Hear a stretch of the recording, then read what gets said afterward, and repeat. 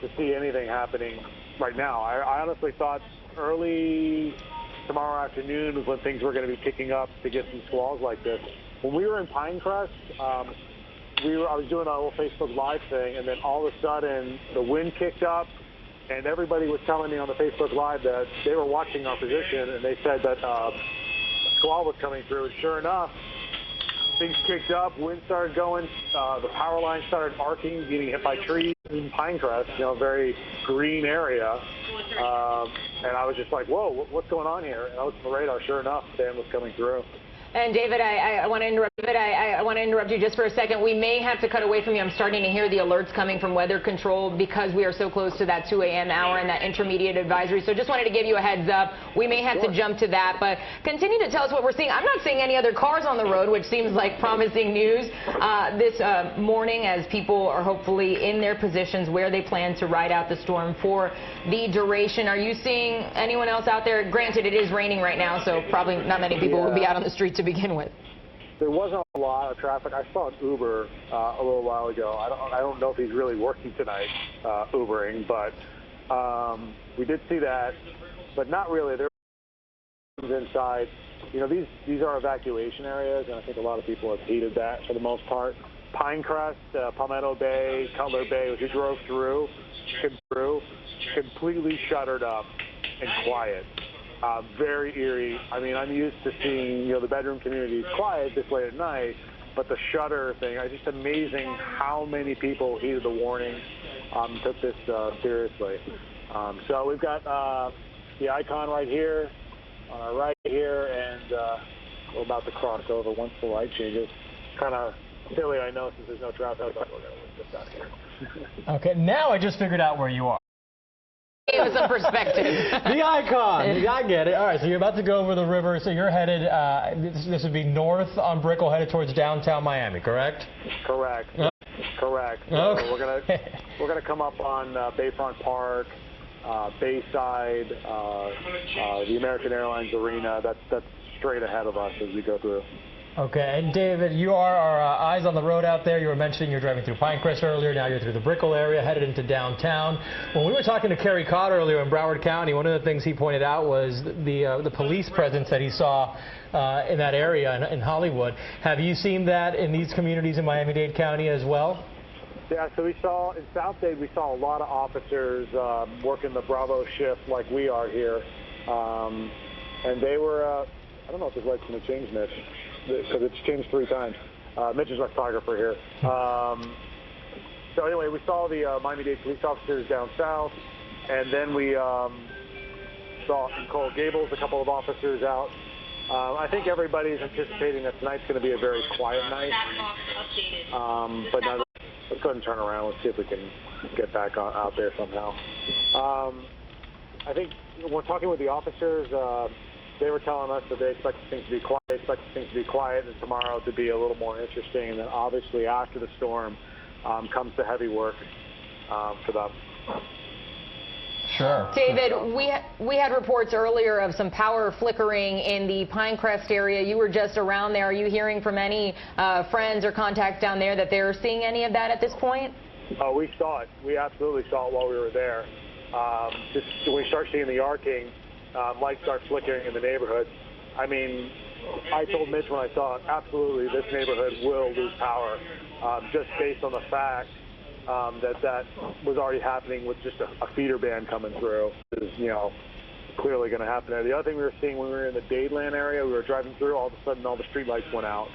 I'm just surprised it's really early for this stuff to be happening, and it's already starting to see those little things that start with tropical storm force winds, but we're not in the sustained stuff. This is just through.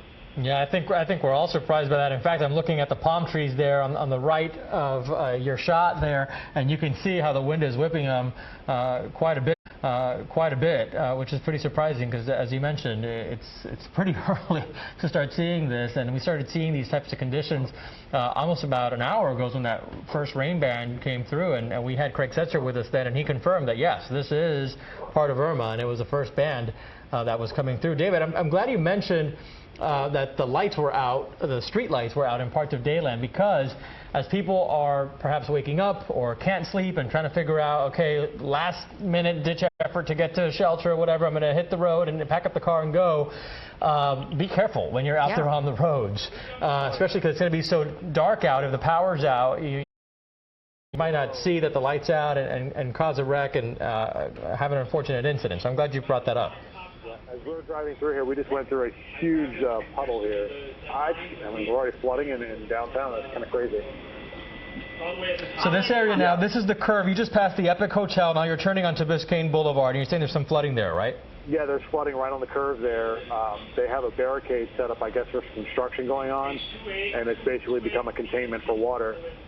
So we just passed the Omni. The Intercontinental Hotel there on your right, yeah. And this is going to be 50 Biscayne. And we're looking down Flagler Street. A whole lot going on down there. You know, one of the things I mentioned with some of our other reporters as they show us the areas that they're in is how dark those buildings look. I know it's almost 2 in the morning, but hopefully it's also a sign that people shut off the lights, packed their bags, and went to a shelter. It looks pretty dark in all those buildings, doesn't it? Yeah, it does. Straight ahead is Marina Blue, and I don't know if you can make out, there's probably a dozen lights on, condos with lights on in that building right now.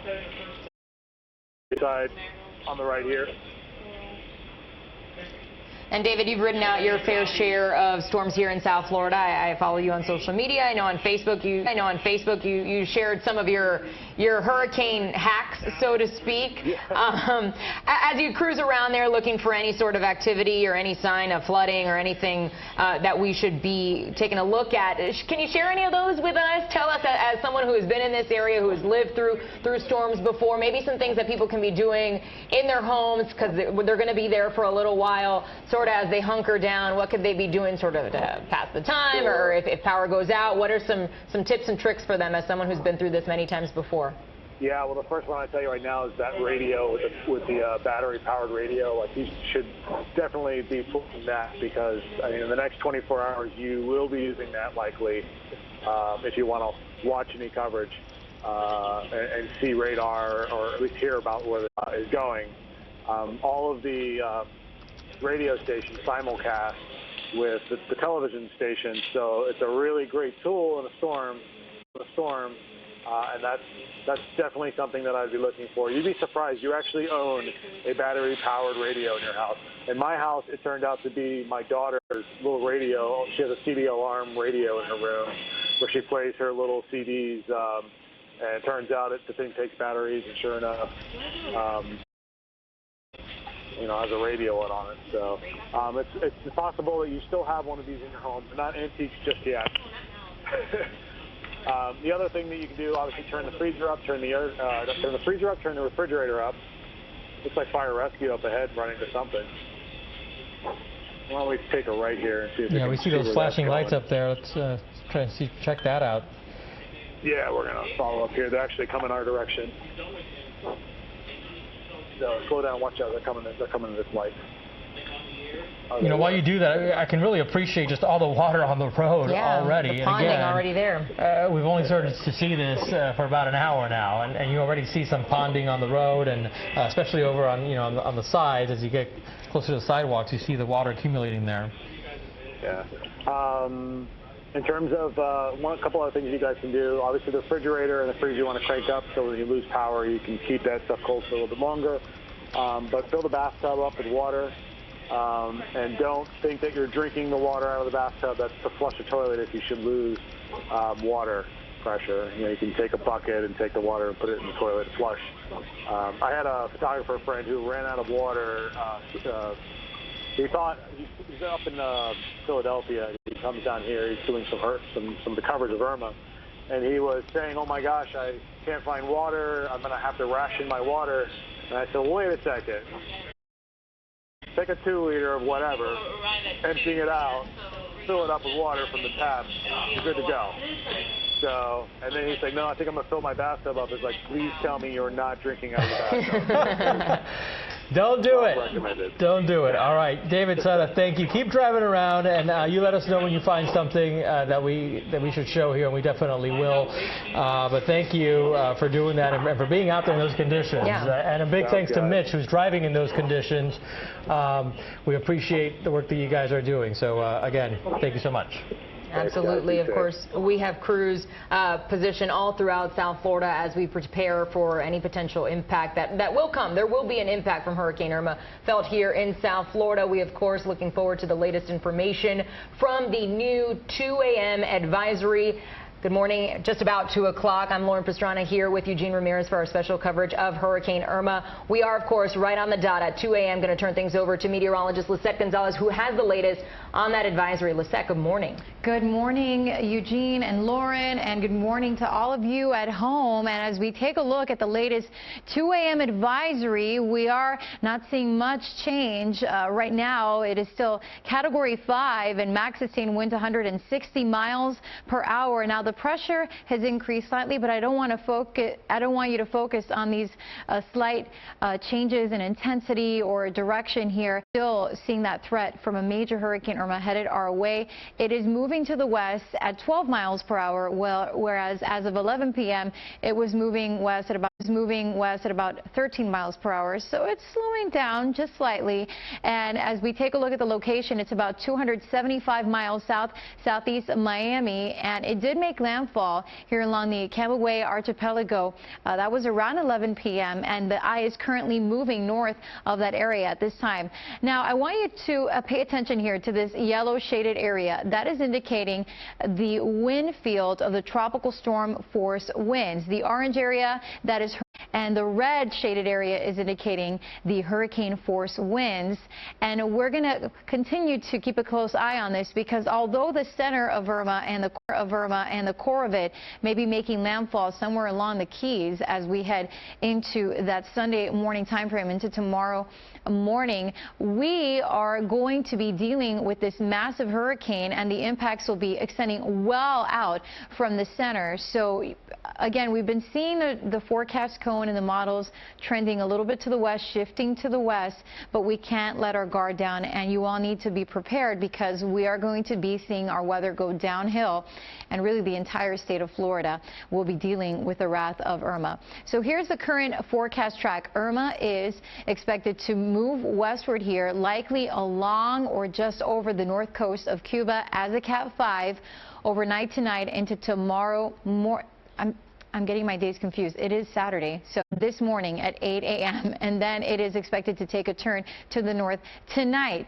As we head into tonight, it'll likely weaken to a Category 4. But I again don't want you to focus on this either, because it could be a difference of 5 mile per hour wind decrease. And so really at this point, Cat 4 on the verge of being a Cat 5, it really doesn't make a difference, because we're going to be continuing to deal with the same impact. So here we are, Category 4 Irma forecast to move towards the Keys as we head into late Saturday night into Sunday morning, and then likely continuing towards the southwest coast of Florida. And you'll notice when we take a look at the wind field that we will already be dealing with those tropical storm force winds as we head into early tomorrow, and as we're going to be dealing with the hurricane force winds at that time.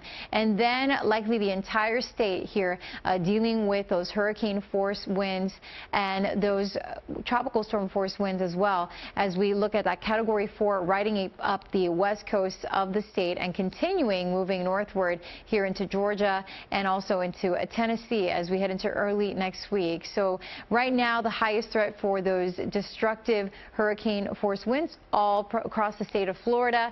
And as we take a look at the current forecast models, most of the models tightly packed together in agreement that Irma will move towards the west likely, and then take that turn to the north as we head into tomorrow morning and making landfall somewhere here along the Keys likely. And based on the current forecast track and advisory, we're seeing that we could see Irma making landfall again, possibly along the southwest coast of Florida. The Euro, the GFS model are pretty close together in showing that general path towards the west, north, and then likely north up the spine of the state as we head into Monday. So This is a long duration event. Hurricane warnings continue for the Bahamas, northern Cuba, and pretty much the southern half of the state here, extending from Tampa all the way through South Florida, including the Keys, of course. And we are seeing those storm surge warnings and watches are in place for South Florida and up and down the Gulf Coast and the East Coast of the state. And we also have some flash flood watches and flood watches that Dave Warren will have more on in just a second. But I want to show you the satellite image, and there you see that eye that is just hugging the northern coast of Cuba. We're dealing with those rain bands already starting to impact our area. And as we take a look at the wide view, I do want to mention that we had Hurricane Katia make landfall along the eastern coast of Mexico, and many are worried about Jose. And of course, there's been a lot of chatter on social media. What's going on with Hurricane Jose? It is a Category 4, and I just want to show you that forecast cone so that you're not concerned about it. It is forecast possibly to move across the northern Leeward Islands, which obviously would be a devastating situation for them since they just had to deal with Irma. But it is forecast to move towards the northwest and curve back out to sea and stay out in the Atlantic, and at that point not a threat to land. So at least there's some good news regarding Hurricane Jose later on in the forecast period, and obviously not a threat to us here in South Florida. And then we take a look here, a closer look at that jog that Irma was taking a little bit to the west, but back on track and heading here along the northern coast of Cuba, and just a catastrophic situation for our friends in Cuba. And many of you have family members there as well. So, of course, we're keeping all of them and our friends in the Bahamas in our thoughts and prayers. For us in South Florida, our biggest threat, this is going to be a wind and storm surge event, regardless of whether we see the center of Irma make landfall just to the west or move just to our east. We're going to continue to see similar impacts. Now we're seeing a higher chance for some heavy rainfall and flooding, because if we do see the core of Irma move just to the west of the metro areas, we're going to be dealing with that dirty side and, of course, all that moisture being pumped in across our area for a long period of time, and also the risk, which is always the case with hurricanes, especially the northeast quadrant. So when can we expect those tropical storm force winds? Well, as soon as late tonight and into tomorrow morning, and we're going to continue to deal with more of the hurricane force winds heading out in time. So storm surge, let's talk about that a little bit. The blue shaded area, meaning that we could see storm surge more than a foot there along coastal Broward County and portions of Port Everglades, Fort Lauderdale, also dealing with that potential extending down into Aventura. When we start to see the yellow, that's a medium chance of dealing with that storm surge, and that's the case even down through coastal areas of Miami-Dade County. However, some of these areas here down into Palmetto Bay could see storm surge more than 6 feet, and 7 to 10 feet possible in those areas shaded. Of course, life-threatening storm surge, something that we are concerned about, and rainfall totals will be ranging anywhere from 12 to 18 inches, possibly even more than that in some isolated spots. And we are taking a look at that potential likely through the weekend and through Monday. And for more on the local impacts and the fact that we're already dealing with some of those squalls moving in, meteorologist Dave Warren. Yeah, we'll start to see a few more bands here setting up. This is a real-time Doppler radar, and as you're getting these moving through, the rain comes down and the wind picks up. It's not sustained tropical storm force, but certainly you're seeing that with the way of it gusting there right now. This was the one band that we just saw move through there around Miami and Kendall, Cutler Bay. Even a few lightning strikes being picked up here. So here's the close-up view, shows exactly where they just went through Miami, right over parts of South Beach and over Biscayne Bay. This is slowly pushing north, and the rain itself is moving in from east to northeast to southwest. Very heavy rain there just south of the airport. So these bands will be coming in. They're setting up. They're coming in already. The wind picks up as these move through, and a little farther view we can see there's still some bands well offshore. And this next one here, this will be a little stronger, and there's some lightning strikes. You're seeing the lightning there off in the eastern sky. So look at this movement. Now, what's going to happen here as soon as you start to pick up the center of the storm here, which is down around here, now we're going to start getting position updates each hour, and that certainly will be key in tracking this storm as it moves to the west and eventually makes that north turn. But that's the center of the storm right there, picked up with the radar. The radar's, the storm's within about 300 to see. That's about the range of the radar, so we're keeping an eye on that. But in the meantime, watch this band here, this one stronger band that'll continue to move through. It's right around Miami right now, and just that stronger one to the south. There it is, right towards the Keys and continuing to push through. So the biggest change with the forecast, with a little slight change in track, could be the flooding potential. There is a flash flood watch in effect and flood watches in effect, and this flash flood watch here is due to the lake. With the wind setting up, it could actually start to rock the water in the lake, and that poses a potential for it to the dikes to the south there. So that could lead to some flash flooding. This will be later today as the wind picks up and we certainly get a bit more rain coming through the area. But we do have some sites across the area, and these are picking up wind gusts already. 52 in Coconut Grove, east-northeast wind now at 12, but that higher gust as you get these bands of rain coming through. 40s in Key Biscayne, Coral Gables. Likely we'll see these numbers going up and becoming a bit more widespread here over the next few hours. So the initial through that wind and rain picking up, and it'll become a bit more frequent here throughout the day. Back to you. All right there, Dave. Thanks so much. And Lisette joining us once again now on set. We're getting plenty of questions. You talked about earlier the power of social media. So many people sharing their thoughts, their concerns, but also their questions with us on social media. So I wanted to bring Lisette in here just to sort of answer them. It's nice to be here with you all. Yes, it feels like a Monday through Friday. From the green screen for a little bit. Before we get to the questions, first of all, welcome. Yes. Thank you. Have you breathed today? We got to breathe. We've all been instructed to take a telling breath. us to breathe. Yes, no, and I agree with him. I've had, many viewers and friends and family saying, I'm going to have a mental breakdown because of all the shifts in the forecast going. No, you know what I did? I went home and I actually, just to be on the safe side, for me it was a stress reliever. I put my photos and albums and some of those things that I hold dear to my heart in a plastic bin, just in case we get a little leak or some flooding, or or if the storm gets worse in our neighborhood. And I didn't sleep much because honestly I grew up here in South Florida, and this is what we do. We wait anxiously, we watch the cone, and it's always been difficult for me to sleep, even when I was a kid watching meteorologists on TV growing up, because we didn't have access to social media to see the cone or all this data throughout the entire day. You had to wait to watch that cone come up on TV, and when the meteorologist was there giving out that information, it was real time. It's not like today where everyone can just get on their phone, their computer, even go to the National Hurricane Center website themselves and find that. It was just very different. Well, what's fascinating is that people are on their phone updating that constantly, but while they're sitting in front of their TV. Right, so it's just a wealth of information, which, knowledge I think is empowering, and also I think hopefully it gives all of you at home a little bit more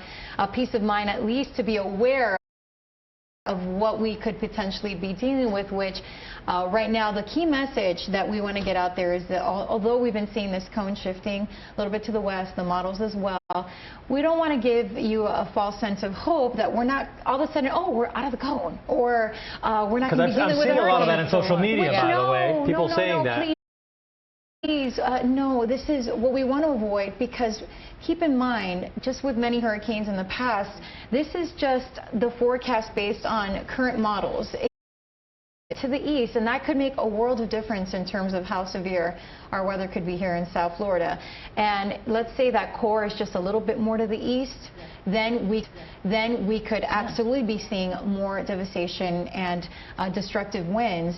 So right now, in terms of for us, we're seeing that the core, but that doesn't mean we're going to not be dealing with these hurricane force winds and these tropical storm force winds, which extend hundreds of miles out from that center. It's just such a massive hurricane. So, I really feel for our friends in the Keys, because right now it is looking more and more likely that this hurricane as a Category 4 will be making landfall somewhere along the Keys, and this could be catastrophic for them. And that is why we will continue to push this message of being prepared, because we serve the Keys. These are our viewers. These are our friends and family members. And I know people here who have homes here in Miami-Dade or Broward counties who also have homes in the Keys. They are concerned about their property. So we will continue to hammer home this message that there is certainly catastrophic implications for our friends down in the Keys. And there's also implications for us in Miami-Dade and Broward as far as wind and storm surge and all that. Here's a live view right now of what's happening in Key West. Yes, and what's interesting is just to give you an idea of how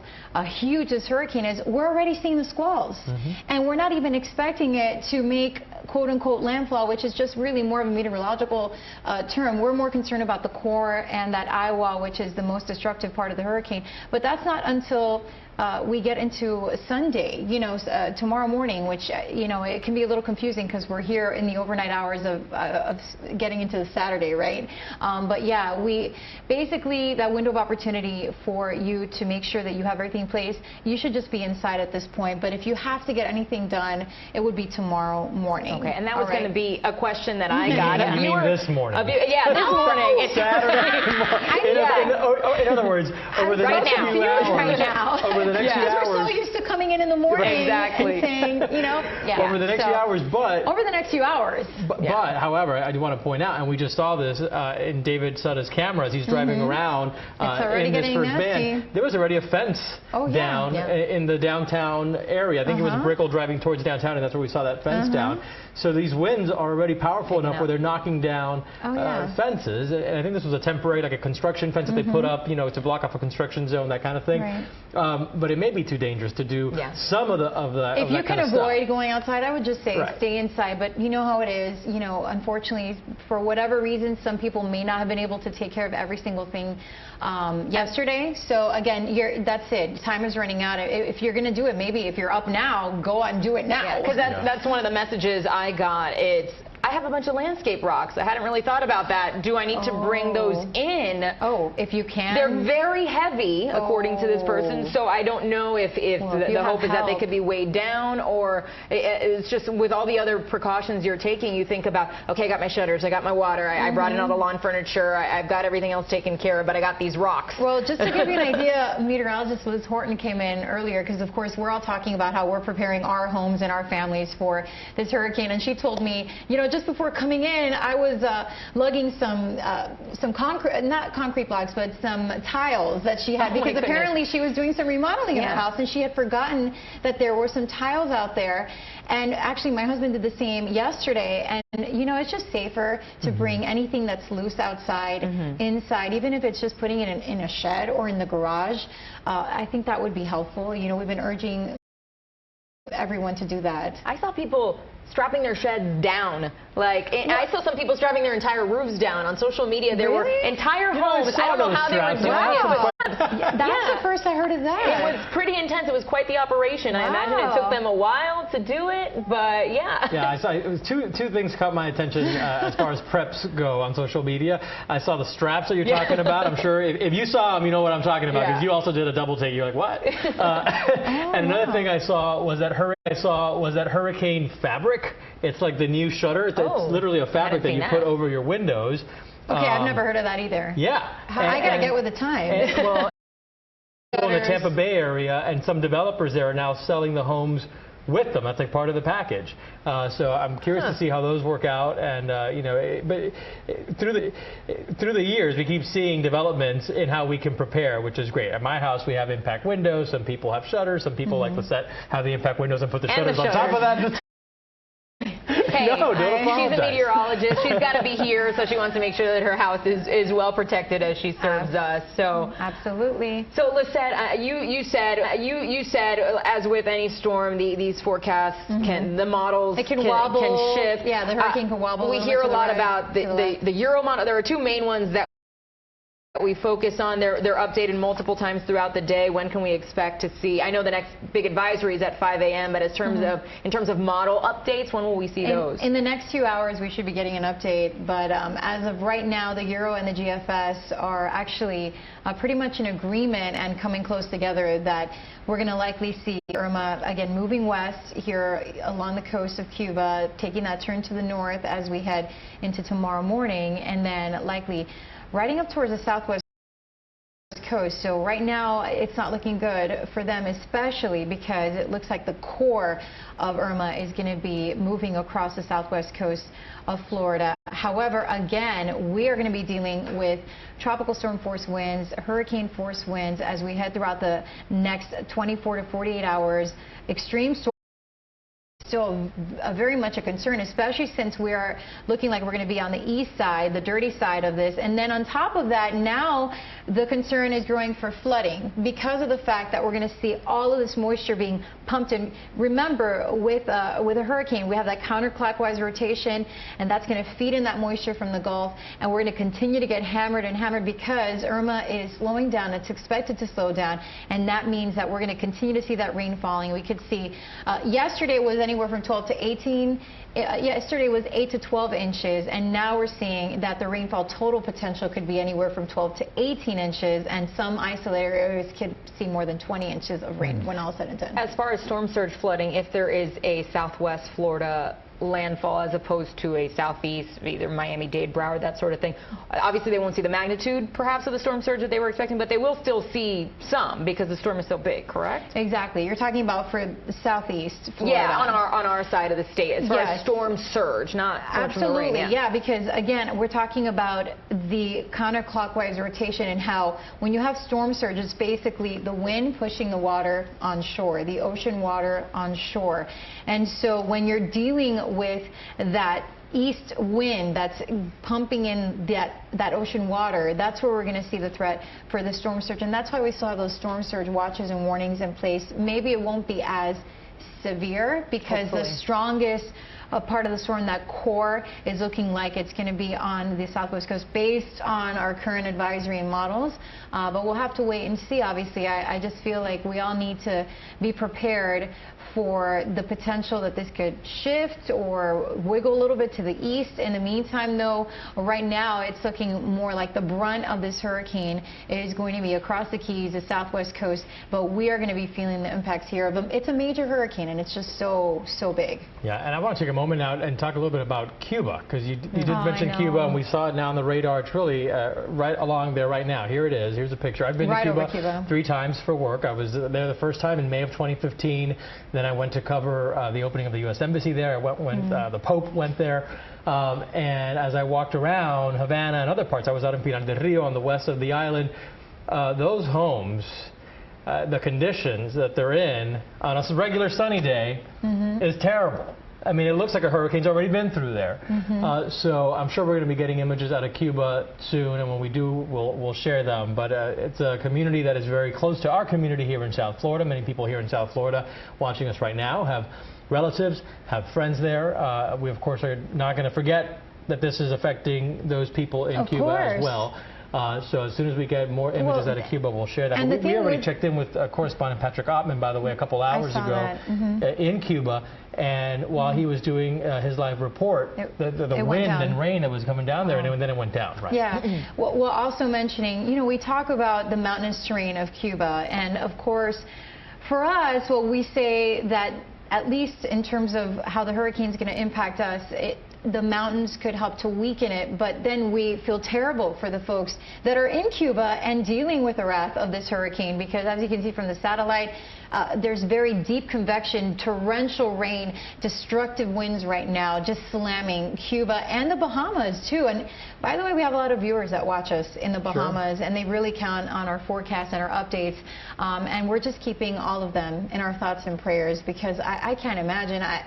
I can tell you, even as a meteorologist and someone who's been through many hurricanes here in South Florida, not since Andrew have I been this concerned about a hurricane headed our way and also moving across all these islands. And as we take a look at the images of all the destruction already left behind across the northern Leeward Islands and the Turks and Caicos, and especially Barbuda, which is one of the hardest hit, it just breaks your heart. Yeah, and now no the potential what happens for in Jose. South Florida, it's a bad situation all around. It is. It really is. You know, what we talked about yesterday, right now, it really is likely the entire state is going to be dealing with this major hurricane. This is unprecedented. What's happening with Irma, what the aftermath of what we could see really is looking like it's going to be historic, and it's just, you know, it's unfortunate, and I wish I had better news for our friends, especially along the Keys and the southwest coast, because it looks like those areas will be the hardest hit. But really, we're all going to be in this together. We're all going to be riding out this storm. Yeah, and you showed earlier in your weather right off the top of the hour at 2 a.m., you did show the cone for Hurricane Jose, and it was a relief to us here knowing it's not going to continue that trek westward in our direction, but your heart just breaks for the people in the Leeward Islands. Barbuda specifically, it looks like they're going to certainly feel the effects of that storm just on the heels of what they've already been through. It just can't, I can't wrap my mind around what they must be thinking right now as they're just still trying to pick up the pieces and assess the damage and, you know, start their recovery process, and to have to deal with, it's just looking like a very active season, which was anticipated. You know, we had these warmer than average waters, and you know, here we are tracking 3 hurricanes essentially at the same time. We have Katia, we have of course Jose, which is not a threat to South Florida, and Irma, of course, is the one that we're focusing on and that we're facing the threat of dealing with here as we head throughout the entire weekend. And this is likely going to be through Monday. It's probably not until late Monday that we're not going to see our conditions improving. So it's a long time. And we're in for the long haul. Yeah, yeah. We're going to be here. We'll be here for you along your side the whole way through. I know it's a sleepless night for many, so go ahead and grab yourself a cup of coffee or a cup of tea or your manzanilla, the chamomile. That's what my mom's drinking right now. To calm the nerves a little bit. We're going to take a quick break and then come back and we have more information for you. We'll be right back.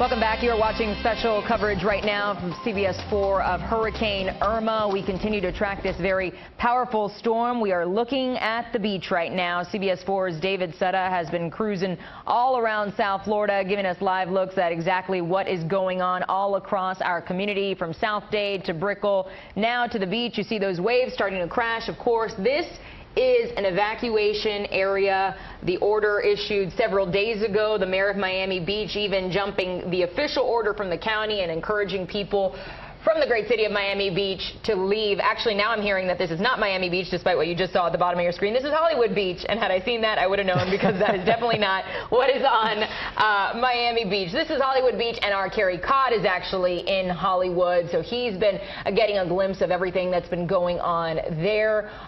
He says look at those palm fronds right there. You can really appreciate the wind by looking at the palm fronds, and that's really what catches your eye as we go from location to location here, is how early early it is in all of this, and we're already seeing this type of wind.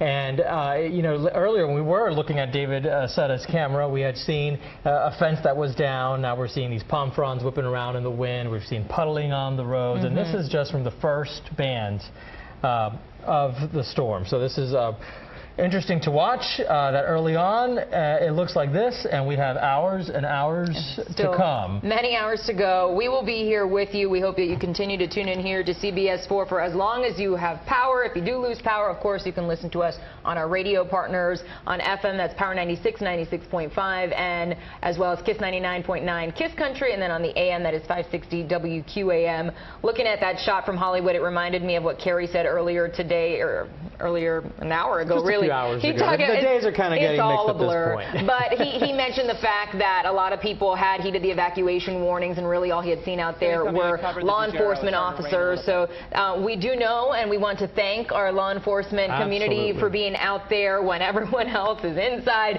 They are still working to keep you safe. Our reporter Aurelio Ortega just shared a photo from Miami PD. They're putting together lunch bags for the officers working 12-hour shifts. So we just want to tip our hats to you. There's Kerry Cott as he stands by in Hollywood. But I believe we're going to turn things over to first David Sutta, who is in Miami Beach. Yeah, we are going to check in with David Sutta now. Again, coming up on 2:30, Eugene Ramirez here alongside Lauren Pastrana. We continue our coverage of Hurricane Irma, and David Sutta is driving through Miami Beach. David, what are you seeing now?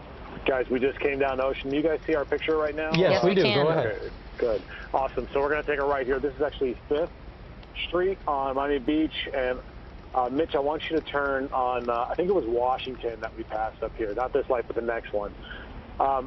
It is surreal out here. It is completely empty, and I know, like, Pinecrest should be sleeping right now, Palmetto Bay, Color Bay, I mean, our bedroom communities of South Florida, but, like, this is a place that on this night, every night, you've got people, and that's not the case. It is completely empty.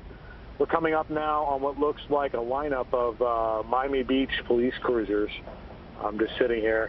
But aside from that, it's so empty here. It is just surreal. Yeah, it's pretty eerie to see this. As you mentioned, this is like prime clubbing time. Yeah. I remember Friday night into Saturday morning. You know, I wouldn't show up to the club till 1 a.m. You were just getting started at this time, right? We do now, as David mentioned, we just spotted that Miami Beach police cruiser. We do know that they are on what they call Alpha Bravo shifts. So basically, one crew will work for 12 hours. The other shift will come in and work for another 12 hours. So they are going to stay out on the streets for as long as it's deemed safe. We've heard all throughout this past week from I know Scott Israel up in Broward has said it. I'm sure Juan Perez in Miami-Dade has said it. They're going to keep their officers out there and their deputies out there until winds reach a point in which they can no longer respond to people. The governor has said if you're in one of those evacuation zones and you need help, law enforcement is not going to get to you once it gets to a certain point.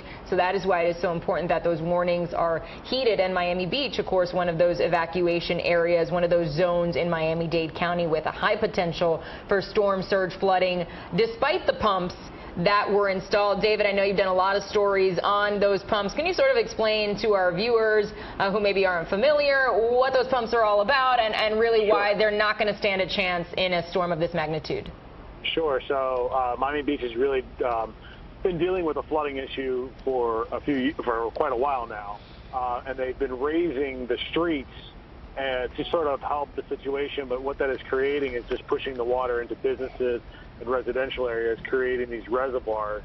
So they've been installing these pumps. Let's go ahead over to Sunset Harbor. We can show them what that looks like.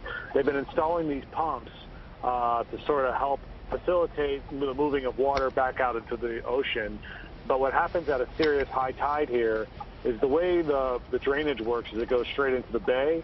But when the bay gets higher than the pipe, it actually pushes the water up the pipe and back onto the beach, creating a disaster. And this happens routinely. They've been putting pumps in and whatnot to sort of try and fix this scenario. And the case that we're dealing with here, they brought in extra generators, extra pumps to deal with a storm. But the mayor was right up front with it at the very beginning, saying that these things are not built to stand up in a storm. You know, they're going to get pushed over. You can't run them. You know, you can start fires and all kinds of problems trying to run these through a storm when they get pushed over. So they didn't really have an intention to keep it up through, if they were going to get a Category 4 or 5 storm here, they didn't really have any intention of keeping it running. And this became more fuel for the fire, if you could say, for the folks living here that were thinking of sticking it out, suddenly realizing that the bad situation of a thunderstorm that creates flooding here was going to get even worse. And so that's what, and so we're actually headed now to Sunset Harbor, where we can show you the pumps look like. We spoke with a business owner on, I think it was Wednesday. She's has a dog daycare, night care, whatever, 24-hour operation, and they'll take people's dogs. They've been there for 18 years. They take everyone's pets during storms. They're telling us during, hurricane threats to the Florida Keys, they will take the animals in from people evacuating and have them there.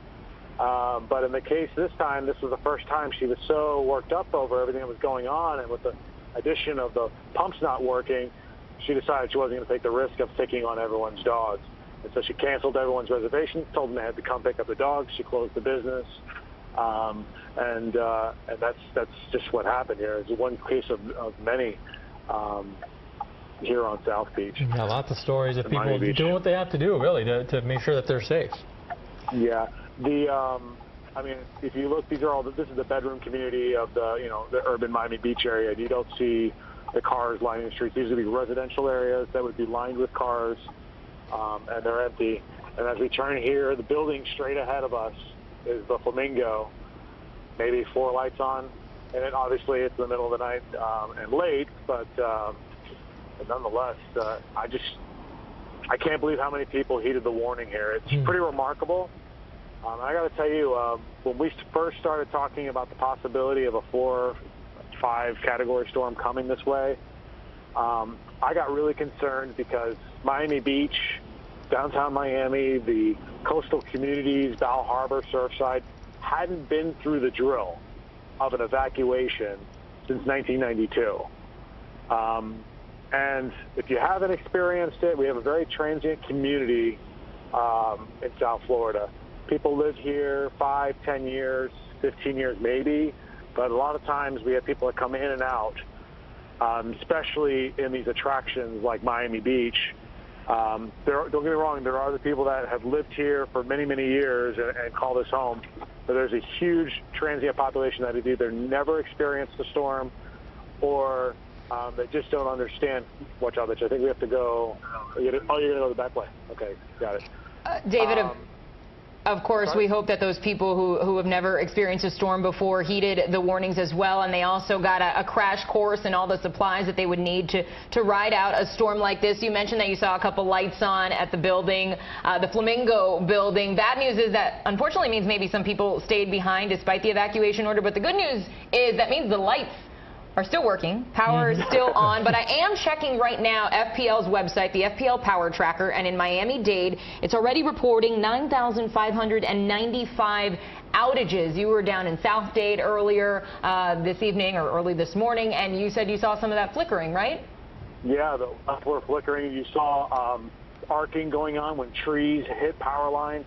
We were seeing some of that happening as the first squall came through, and this was happening around where Mitch lives, and we were seeing, I was telling him right then and there, that it does not look like they're going to be able to stay on through probably the first tropical storm sustained winds here. They'll probably be out very quick. And we do want to update also on those numbers for Broward County as well. David, we mentioned about 9,500 in Miami-Dade. Trying to scroll back up to Broward right now here on FPL's list. It is not quite as many as Miami-Dade, but still a significant number. 456 in Broward is what's seeing outages right now. In Monroe County, it says 0, but FPL doesn't service as many customers in Monroe County. We are anticipating that our friends down Keys will lose power at some point as this storm makes its way through. David, where are you exactly right now? It looks like 17th Street, and are you still on what's the cross street there? This is West Ave, so just down the street from Lincoln Road. We're headed towards Dade Boulevard, where Sunset Harbor is. Are those barricades in front of you? It's just a little hard to see. I'm trying to get an idea of what's in front there. So did they close off that road just for this, or has it been closed? Oh, okay, an ongoing construction project. Okay. Yeah. By the way, that Sunset Harbor area, if people aren't familiar with it, most people would be familiar with the road, Purdy Road. It's where a lot of those restaurants are. It's that waterfront area on the west end of the beach. Correct? Is that what we're talking about? Yes, correct. Okay. That is correct. Just to going back to the evacuations, I'm really surprised. While we had a lot of problems with the shelters, I'm really surprised at how well people complied and did this. When you haven't done something in 25 years, I just predicted, not predicted, but just expected a mess, clogged up arteries, not being able to get people out. But the one thing I didn't take into account is we were doing this so early. I don't think we've ever had, obviously in Andrew, we didn't have 5-day forecasts. And in our station, I don't know what the exact timing was but I mean, I don't know if you can remember, Lauren or Eugene, but when did we first get that note from Craig that this could be a problem for us? Perhaps before Labor Day? Yeah, this is a while back, because I remember being on vacation and seeing and be like, okay, well, I'm coming back to something, right? You knew you were going to be put back to work very quickly. So we definitely did have warning. Craig, one of his notes and what he said earlier today, no one should be surprised that we are dealing with coming for days. But still, he said as early as yesterday, some people on social media appear to be surprised, and I don't know how you can explain that, because there has been so much information, perhaps more than any other time that I can remember, at least in recent history. Exactly. So we're headed up now. We're actually, I believe this is Fresh Market, and the Publix is on the other side here. And this was the business right here. This is actually turn. Let me turn this right. Maybe turn the car a little bit. From what I see there on the road, it looks like it rained there at some point, but now it's pretty dry right now, right? Correct. No, it's not. It's pretty dry right now. So this is the. I was talking about the dog daycare. It's actually right here. I'm going to point over to the area, and you see all the sandbags on the ground here. And the boards, I mean, they're doing what they can to try and protect their businesses as best as they can.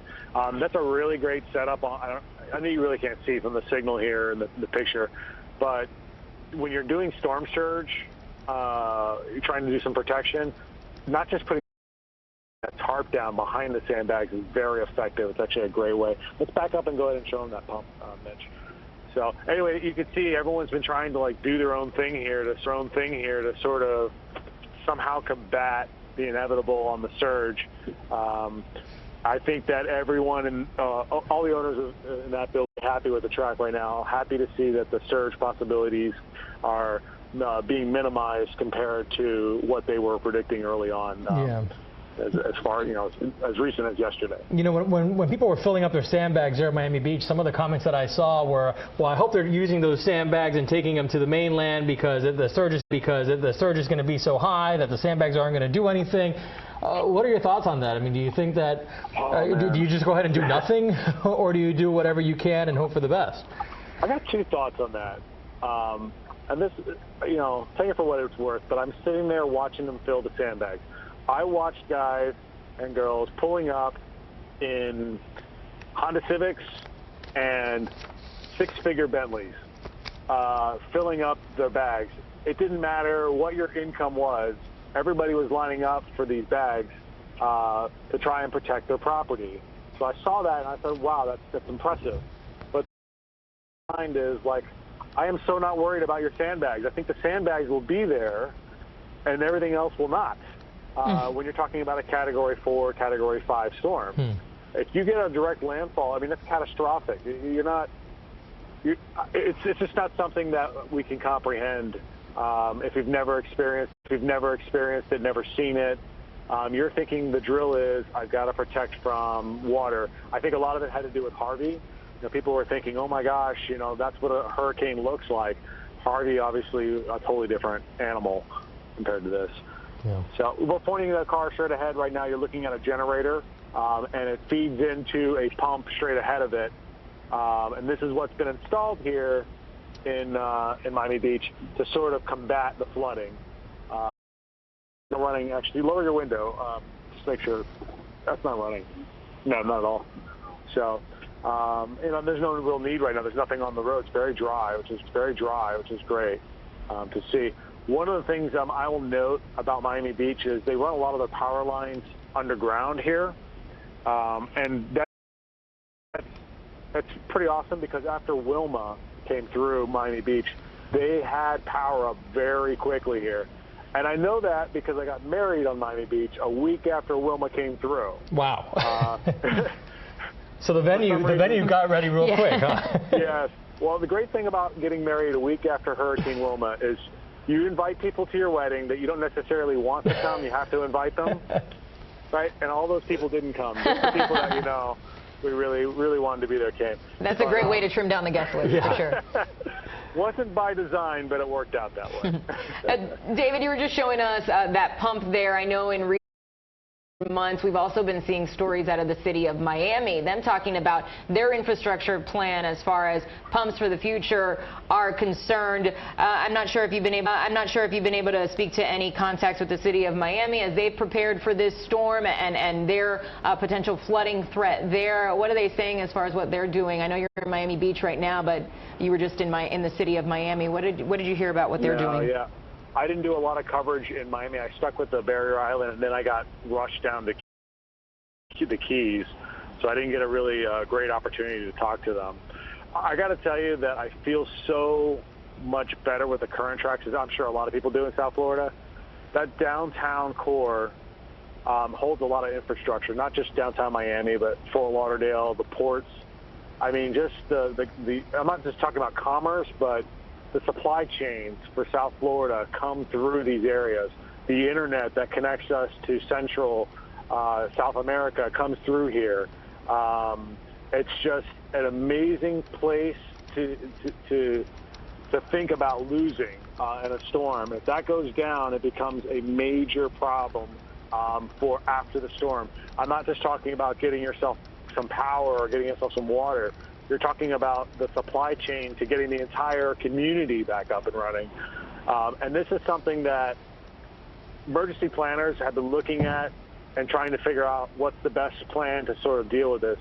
I think that our experience with Irma is going to be a learning experience, not just for evacuations, but infrastructure changes that need to take place so that we're hardened and better prepared for this kind of situation, because it's inevitable, right? Like, we know that one day, if this isn't the day, great.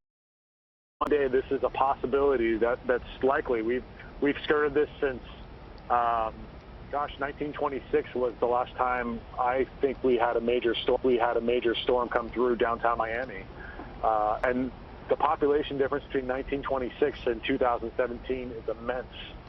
So it's just, I feel good tonight. But I really hope that they take some lessons from this, and I know they will. They've got a great team there and at the EOC, and they're going to sort of update everything and sort of realize that they need to address some areas. Yeah, it's not just, as you mentioned, downtown Miami or downtown Fort Lauderdale, but even further west. I mean, you have all these centers of community and smaller downtowns, like downtown Doral, that has been growing tremendously over the past couple of years. South Miami, even the Coconut Grove area, which is technically part of the city of Miami, but that Center Grove area has seen so much growth and continues to see so much growth right along the waterfront there, and it's in part residential, but also commercial. You think of the number of businesses and banks that are based in the area, that the effect is not only local but can be widespread. You knock out one of these banks' computer systems or power or whatever for a few weeks, and this could affect people in many parts of the country, not just here locally. Of course. Yeah, you'd be taking down communications in South and Central America by taking out the Nap of Americas here, which is kind of wild to think about. But a place so far away would be dramatically affected to the connection. I assume that there's redundancy plans that they would eventually have to work in, but that's just hard to fathom here. And of course, what happens in our urban core just reverberates out. So if you lose Port Everglades, Port Miami, you end up with no fuel being able to come into South Florida. and that just will be widespread problems going all the way across. So we were watching this track going up the eastern, coast here, and we were just saying, "Oh my God," Now the switch goes onto the west coast. It's a little bit better, but they've got a huge storm surge problem over there. And speaking with the folks in Monroe County, that's where we've been for the last 2 days. By the way, we're headed on 395 now back towards downtown Miami. But speaking with the folks in Monroe County, they were really concerned.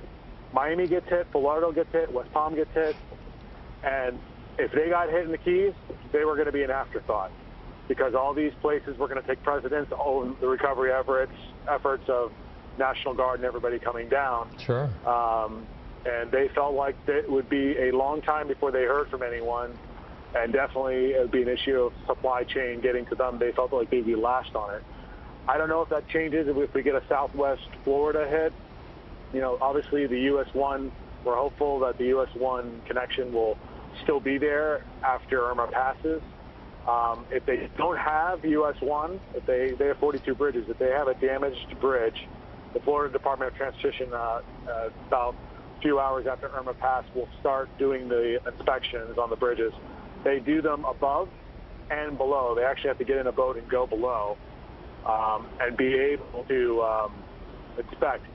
After they do all 42 bridges, they'll open it back up if there's no damage. If there is damage, they have to go to boat transported. Yeah. All right. That is our CBS 4 investigator, David Sutta, investigating and the roads. roving reporter as well. Investigating the roads of South Florida for us early this morning. We appreciate all your work. I know you're running all around town bringing us whatever you can find as you investigate what's going on out there. So, again, we appreciate you. We're going to let you go for a little bit as you head down over back to downtown Miami from Miami Beach, because we want to move on and check on some other areas as well. So, David, thank you. We'll check with you a little later. Yeah, from one evacuation zone in Miami-Dade to another now in Hollywood. CBS 4's Carrie Codd has been there this evening and into the morning. And Carrie, I'm just looking now at Broward.org/hurricane, and I'm checking out their shelter list. And from what I see, I counted, it seems as though there are 19 shelters in Broward County that are already at full capacity. So I take that as a sign that people listened to those evacuation orders and they headed out. What are you seeing in Hollywood? Yeah, I don't think there's any question about that, Lauren. In fact, I just saw yourself, and if I'm looking at this correctly, it looks like the one at the shelter at Tradewinds Elementary in Coconut Creek is the only one that's not listed as at full capacity. As you look at the winds and the situation here at Hollywood Beach, we can tell you that we've seen some wind gusts around 25 miles per hour or so. The winds have been very consistent throughout the several hours that we've been here. The surf picking up, obviously, a lot of the sun off the beach and stinging you in the face. So things have definitely been consistent here with this type of weather for the last couple of hours. To your question that you asked, Lauren, one of the things that I have been really struck by throughout the week or so that we've been dealing with this is just exactly how serious the residents of South Florida have been taking this situation. After living through and dealing with hurricanes in South Florida for, the better part of a decade and a half now, I can tell you that, you always have your hardcore people who are going to react and respond. But this time it certainly feels like, whether it was the magnitude of the storm or, as David mentioned, how early Craig and Lisette, meteorologists, were on top of this situation, preaching what needed to be done. But it certainly feels like people have heeded the call, have taken this very, very seriously, and are doing what they have to do to make sure that they stay as safe as they possibly can. And I think it's reflected by, I remember being on this beach for one of the hurricanes. They all kind of run together after a while. But usually you would see people out still having a good time. You'd see people in some of the hotels hanging out, watching the scene. And tonight, this afternoon, there's been absolutely almost none of that. There's still been a few people that we've interviewed and that I've mentioned on air. We've seen a few people rollerblading. But if it's been 20 people it's been a lot.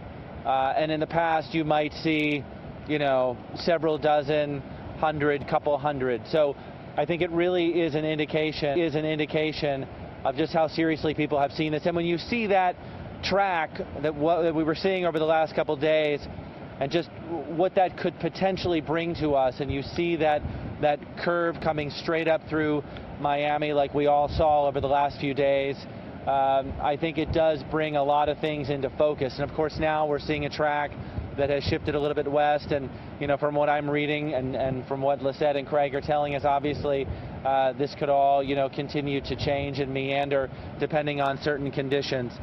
Over the last little while, we've seen, again, more Hollywood police officers cruising up and down the Strip. I had a chance to speak to one or two of the officers who were in a vehicle.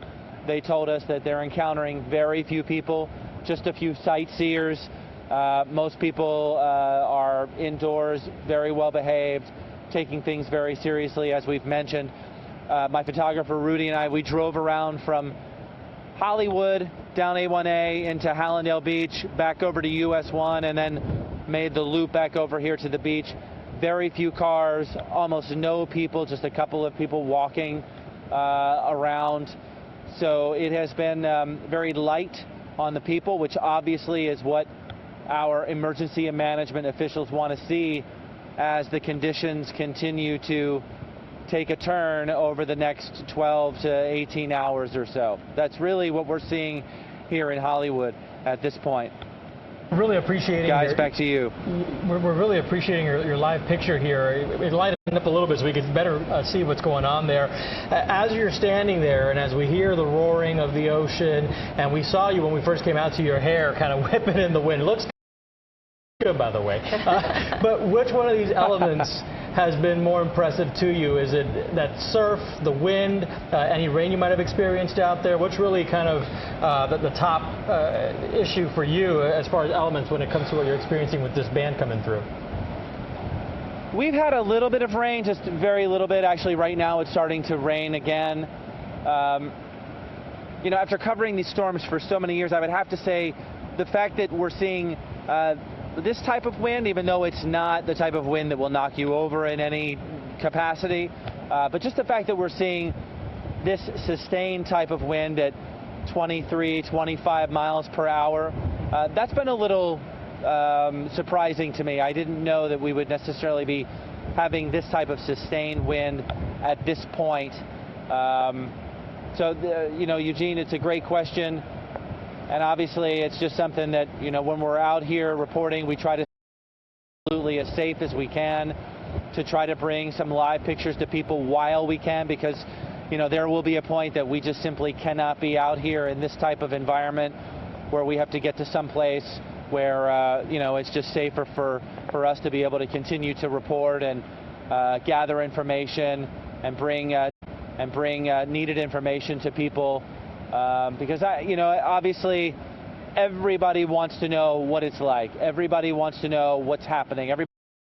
Everybody wants to know how is this affecting my city, my community, my neighborhood, my house. That's what we're all focused on, my family, my friends, business, whatever it might be. And so, we really want to try to bring that to people in as clear focus as we possibly can.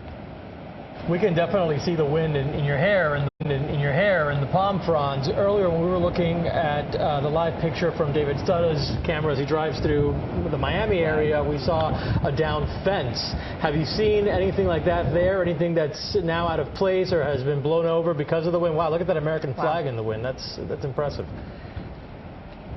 To be honest, it's been so windy the last 10-15 seconds. I'm sorry I lost you there. But I can tell you that if you look at this flag, I think it's a pretty good indication of just how stiff the wind is blowing and just how sustained those winds are. It's always difficult to say because what we see out here and what we're able to transmit back over the pictures through the camera, it doesn't always translate. And certainly,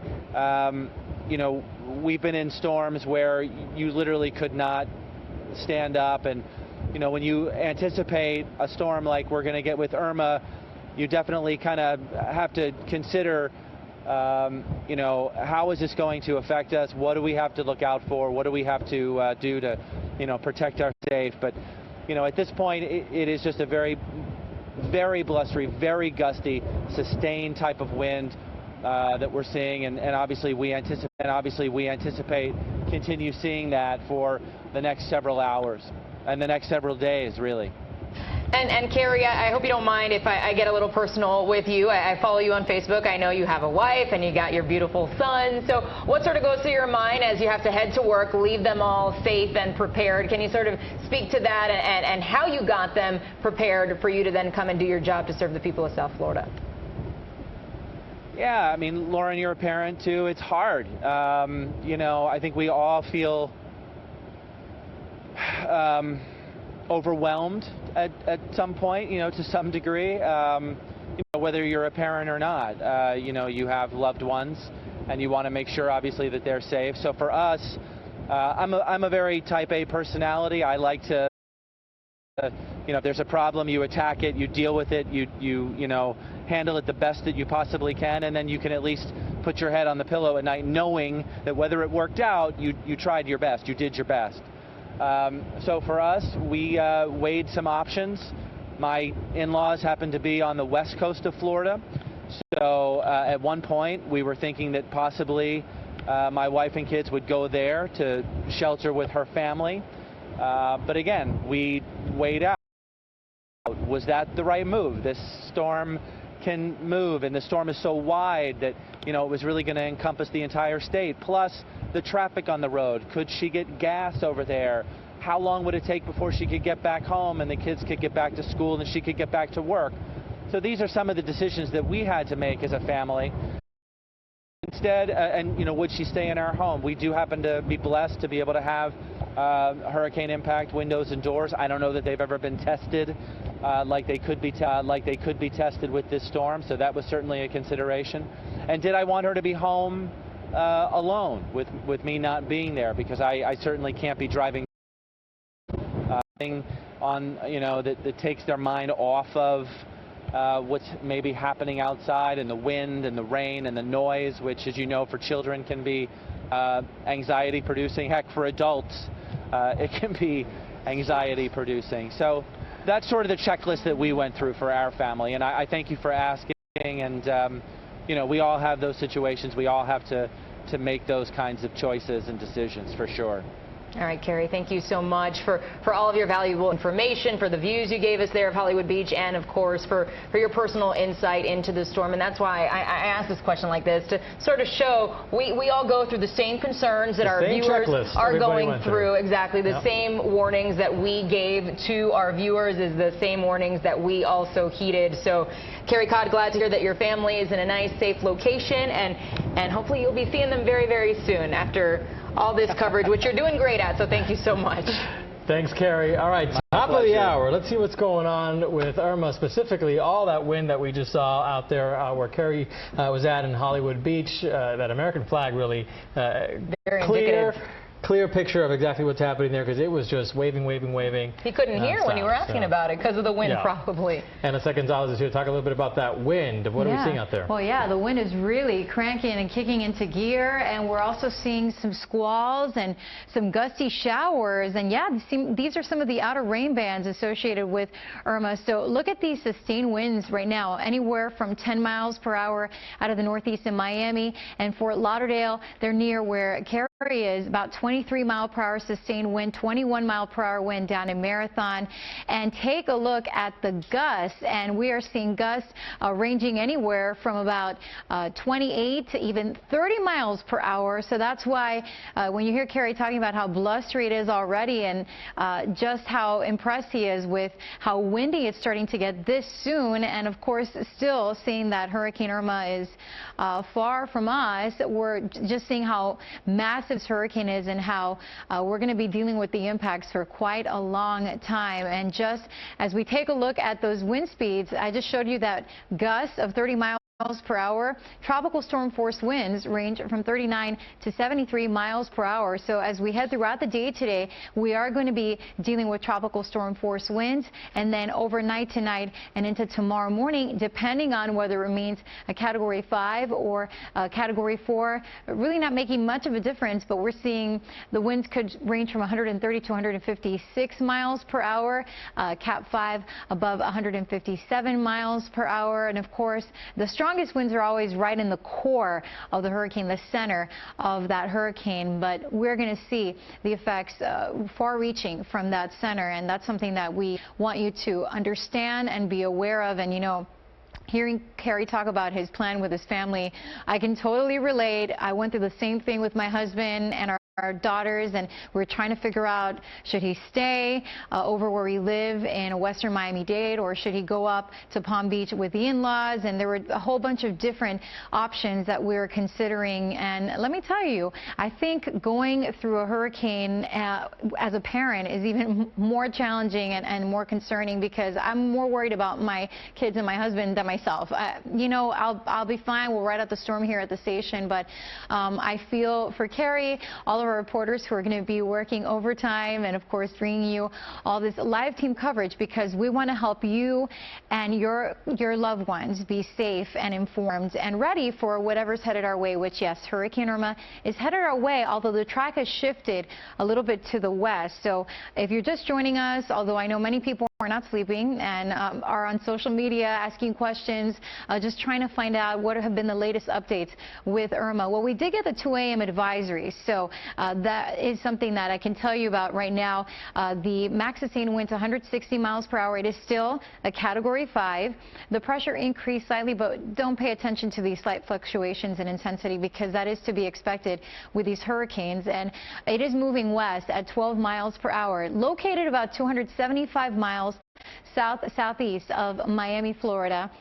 And we're seeing this is the storm size, all right? So it is larger than the state of Florida, and that's why, although we, of course, want to find out where that core could be making landfall, really, I don't want you to focus on the center of that track, because that wind field is just so extensive and also potentially damaging and destructive for much of South Florida and even the state, really. So there it is. It'll continue to move likely west across or near the northern coast of Cuba. Currently, it is battering Cuba and moving near Camagüey. Then it's going to take that turn as we head into tonight and possibly weaken, but only slightly, to a Category 4, and then likely making landfall based on the current models somewhere here along the Keys. Unfortunately, yeah, we're seeing the potential for a catastrophic situation for our friends here down through Monroe County as we head into tomorrow, Sunday morning, and then it'll likely continue moving northward. And we're talking Fort Myers, Naples, potentially here dealing with a landfalling Category 4 Hurricane Irma as we head into later tomorrow morning and into tomorrow night. Then it'll continue onward and could be slamming parts of Tampa here. At least that's what the current forecast track is indicating. But most of the state of Florida included in this cone and dealing with the impact from Irma, and then it'll continue moving northward, the Big Bend, the Panhandle, Florida, dealing with a weakening system, because by the time we get to Monday night, right now, forecast calls for Irma to become a tropical storm, and it could be over Georgia, Alabama, and then moving into Tennessee as a depression, and then likely bring a lot of rain there, as well as a potential for tornadoes and severe weather. So as we take a look at this red shaded area, which we've been monitoring the past few days, the highest threat for hurricane force winds has shifted a little bit to the west to follow along with that shift in that forecast track and the models. So we're seeing now the highest threat for hurricane force winds across the Keys and along the western areas of the peninsula, and also moving towards the interior sections here as well on the spine of the state. Now, we are still dealing with a medium potential of dealing with these hurricane force winds as we look at the different contours and the coloring there. So I want to show you the wind field. The yellow area, that shows tropical storm force winds that we will start to feel as soon as later this morning and through the midday. So keep an eye on that timeline The orange area, that is hurricane gusts, and the red area, those are the hurricane force winds, the core of Irma. So as we take you out in time throughout the day today, around 4, 5, 6 p.m., we're going to be dealing across Broward and Miami-Dade County with tropical storm force winds, but then hurricane gusts will be impacting the Keys. And as we take a look at tonight and overnight, that's when we're going to start to see the hurricane gusts across parts of Miami-Dade County, and then overnight into tomorrow morning is when the worst of the weather will be across the Keys, when we see those hurricane force winds in the red shaded area moving across Monroe County and the Keys here as we head throughout the morning into tomorrow. And then here across parts of Miami and Broward-Dade County, we are seeing hurricane gusts tomorrow morning. And then we're going to continue to see Irma moving northward here. And yes, throughout the day tomorrow across South Florida, we're going to continue to deal with those hurricane force wind gusts, and likely the core of Irma right now, based on the current advisory, staying to our west. But look at how that wind field extends well out away from the core, and that's why we're going to be dealing with some potentially damaging and destructive winds as we head throughout the day tomorrow. And it's really not until late in the day on Monday that we start to see some improvement in our weather, because we're going to continue to deal with the backside of Irma, which right now we're seeing, of course, central and North Florida will be contending with a Category 4 hurricane here as we head throughout Monday, and then by Tuesday morning into Georgia as a tropical storm, and really South Carolina also dealing with those tropical storm force winds and some severe weather as well. Taking a look at the models, of course, everyone paying close attention to these, although we've been seeing the model shifting throughout many runs. But right now we're seeing those models coming closer together in agreement that Irma will continue moving along the northern coast here of Cuba. We'll have to wait and see what happens with the mountainous terrain there, whether it helps to weaken it or maybe even slow it down a little bit. But there is that north turn likely taking place early tomorrow morning, when we're seeing that the Euro and the GFS models, some of our most reliable models, are moving Irma over the Keys, unfortunately, and likely headed towards the southwest coast and continuing northward here, not only across Fort Myers and Naples, but then possibly even Tampa, dealing with a potentially catastrophic situation. So here's a look at the latest satellite, and of course we're seeing Irma is just slamming parts of Cuba, the Bahamas. Our thoughts and prayers are with our friends and family there. And as we take a look at the big view, it really is incredible what's happening here with this very active hurricane season underway. And it was expected, it was forecast by the NOAA meteorologists as well as over in Colorado State University in terms of their forecast. We had Katia, which made landfall here along eastern Mexico, and it is now tropical storm Irma, which right now we're seeing the rain bands already beginning to push in across South Florida. And then Jose. Everyone has been concerned about Hurricane Jose, which is a Category 4, and what's going on with Jose on social media since we've been focusing so much on Irma. But I do want to let you know that for us, we're not facing a threat from Hurricane Jose. However, the northern Leeward Islands, yeah, our heart goes out to them, because right now, potentially Category 4 Jose moving across the same areas here in the northern Leeward Islands that just had to deal with the wrath of Irma. So as we take a look at a close-up view of Irma, it is currently moving here near Camagüey, Cuba, and it is taking that turn a little bit to the west earlier in the timeline, but then we're seeing it back on that forecast track that is provided by our friends at the National Hurricane Center. So Cat 5 likely here as we head throughout the next day, and then weakening to a Category 4. Hurricane warnings in place for the Bahamas, northern Cuba, and also for pretty much all of the southern half of the peninsula, extending from Tampa through South Florida and down through the Keys. And then we have those storm surge watches and warnings in place as well.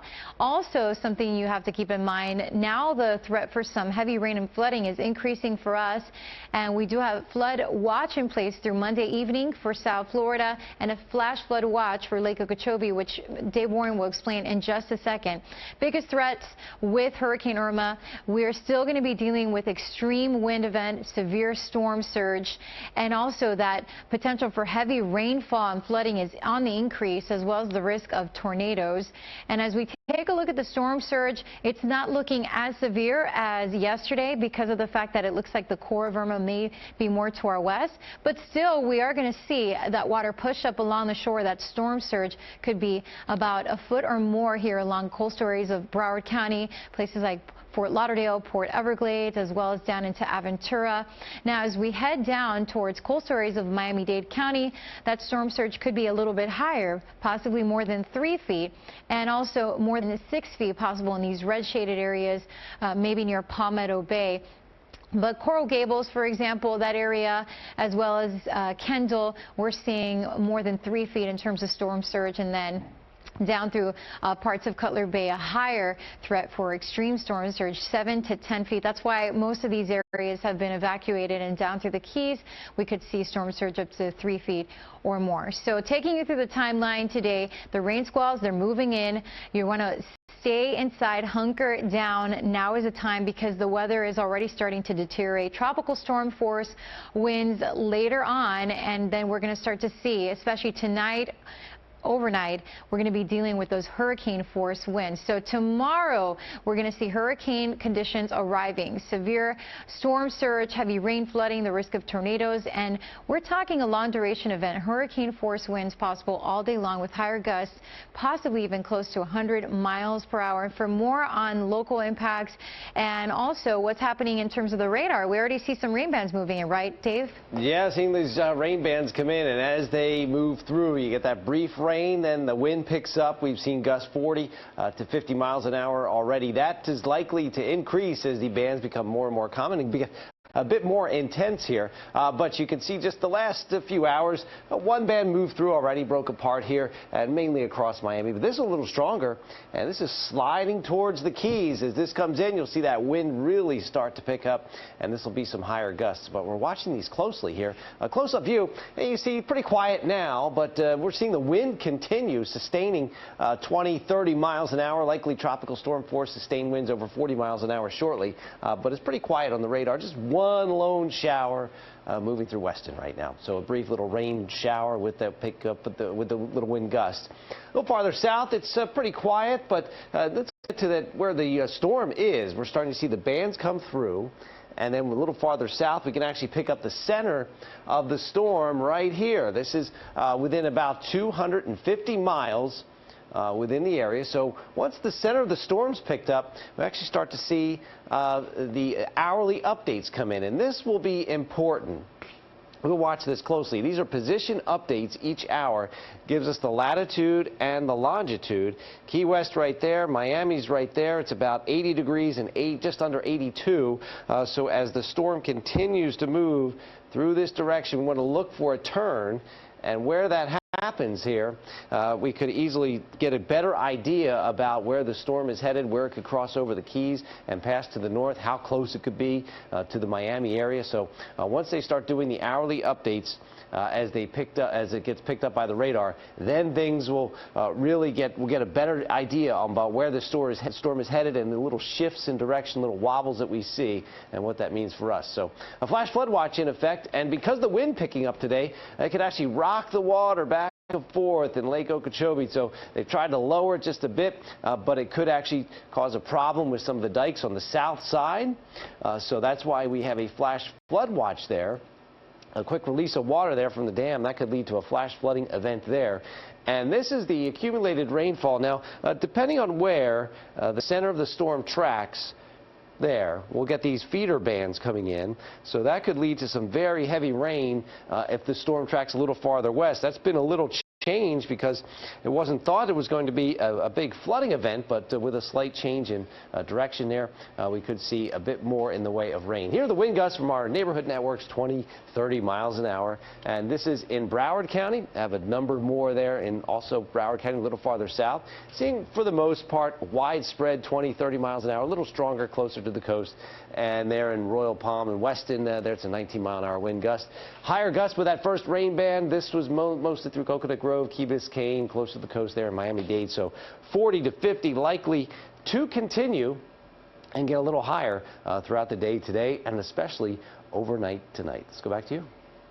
All right, Dave, thanks. And out in all of those conditions, several people. You have emergency responders, whether it is firefighters that may be called to whatever emergency, but also police who are out there doing last-minute preps on their end. And by that I mean urging people who have not evacuated and still can to do so, making sure that people are being safe on the roads, etc., because we have seen some power outages. David told us that in the Dadeland, Kendall area, there were some street lights that were out, and we've seen these police officers throughout Miami-Dade, Monroe, and Broward counties. Yeah, so we certainly want to tip our hats to them as they are working away from their families right now, who I'm sure they are concerned about. Hopefully all the preps at their homes are done and they are good to go there as they now set out to keep the rest of their community safe. I do know that a lot of these police agencies are on what they call Alpha Bravo shift, meaning that one group will work Alpha 12 hours, the next shift will work another 12 hours, and that's how they will go. But we have been told multiple times from multiple agencies,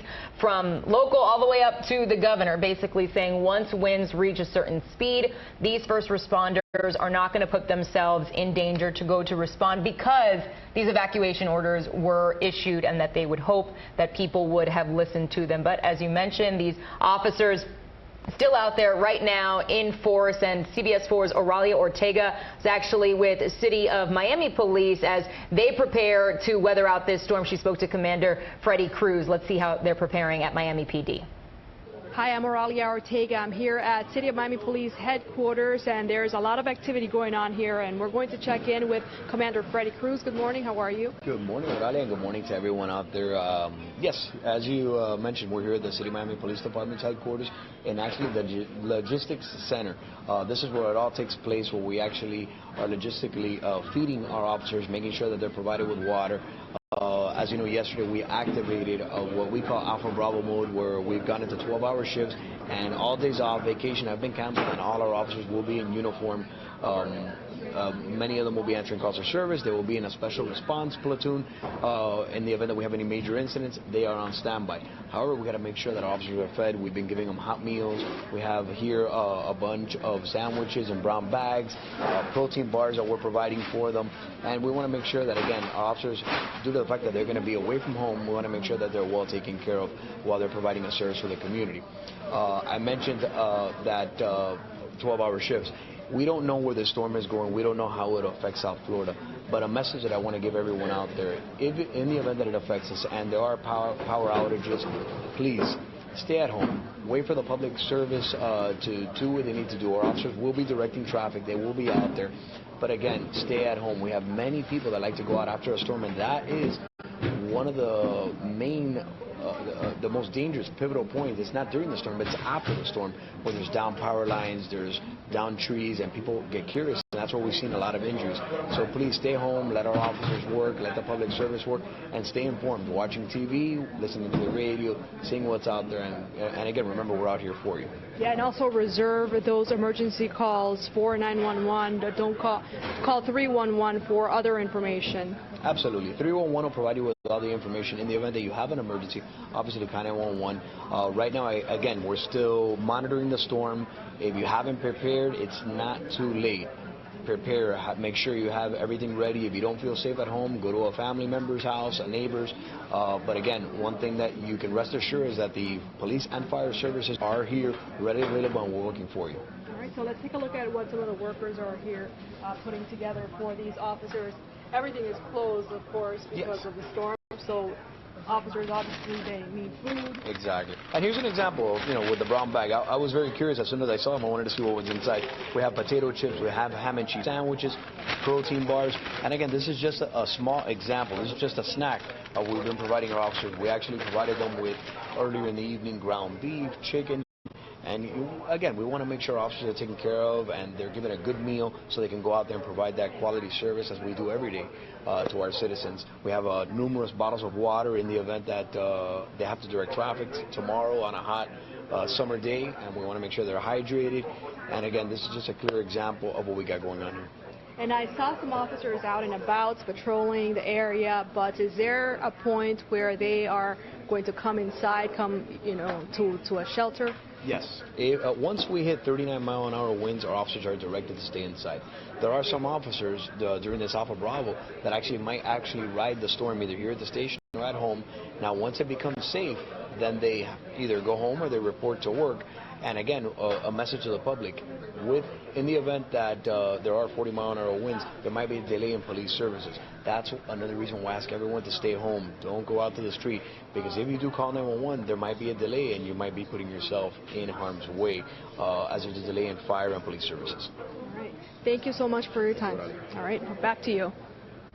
All right, Aurelia, thank you so much for that from Miami PD. And as you just mentioned, there could be delays in police services. Yeah. So that's why it's so important. That's why we're pushing the fact for the people in those evacuation zones to head to a safe location. Now, even though they may be watching the cone, watching where they think the eye might make landfall, and playing meteorologists at home and thinking, oh, it's trending to the west, there's still time to head to a shelter. I actually just saw from the National Weather Service in Key West. So still in Key West, they're saying there's still time. This was 45 minutes ago, so I mean, time is starting to run out there. They also posted that some of the stronger squalls are coming through that area now, or starting to come through. But yeah, there is still time. There's a shelter at FIU, multiple other shelters throughout Miami-Dade County, and also shelters in Broward, although a lot of the ones in Broward, from what I see just on their website, are at capacity now. But this is it. This is last minute at this point. It's 3:23 in the morning on Saturday morning, and we started feeling the first rain band come through at around 1 in the morning, and Craig Setzer was with us at the time, and he said that was in fact the first band coming in from Irma. So this system is that big that we're almost 2.5 hours into it, and we're just getting through the first band of this thing. So there this are many is more go on behind it. That's for hours sure. and hours. It's going to be a long couple of days here. So I was glad to see that Miami PD is stocked and ready with their snacks. Okay, I think we all need to laugh a little bit. I got mine right here. Yep. I got the pretzels. And he's sharing with the class, so we're very appreciative because they're very good. Half the bag's gone. So yeah. And I didn't eat it all, okay? And you got to have your protein, so you got to have your protein bar as well. So let us know on social media what your hurricane snacks are. He brought croquetas in earlier for the crew who worked at night, but no love for his morning partner here. I knew there was one croqueta left by the time I got there. Oh, there's someone is having one right now. There's a box over there. I thought you said there was none left in the newsroom. Okay. Trust me, I brought enough for everybody. You're forgiven for that one, but hopefully you at home have all of the supplies you need to be perhaps a few days without power, maybe even longer than that, depending on what we're seeing. I am going to go back in a minute to the FPL Power Tracker. They have been already reporting some outages in some counties that they serve customers at last check. This was a bit ago, so I'm just waiting for a refresh here. It was more than 9,000 customers in Miami-Dade County without power. Looks like the site's going just a little slow. In Broward, they're showing 565 without power, and in Miami-Dade County, we've got here 7,810. So it looks like that number has gone down just a little bit. It was closer to 10,000. Yeah.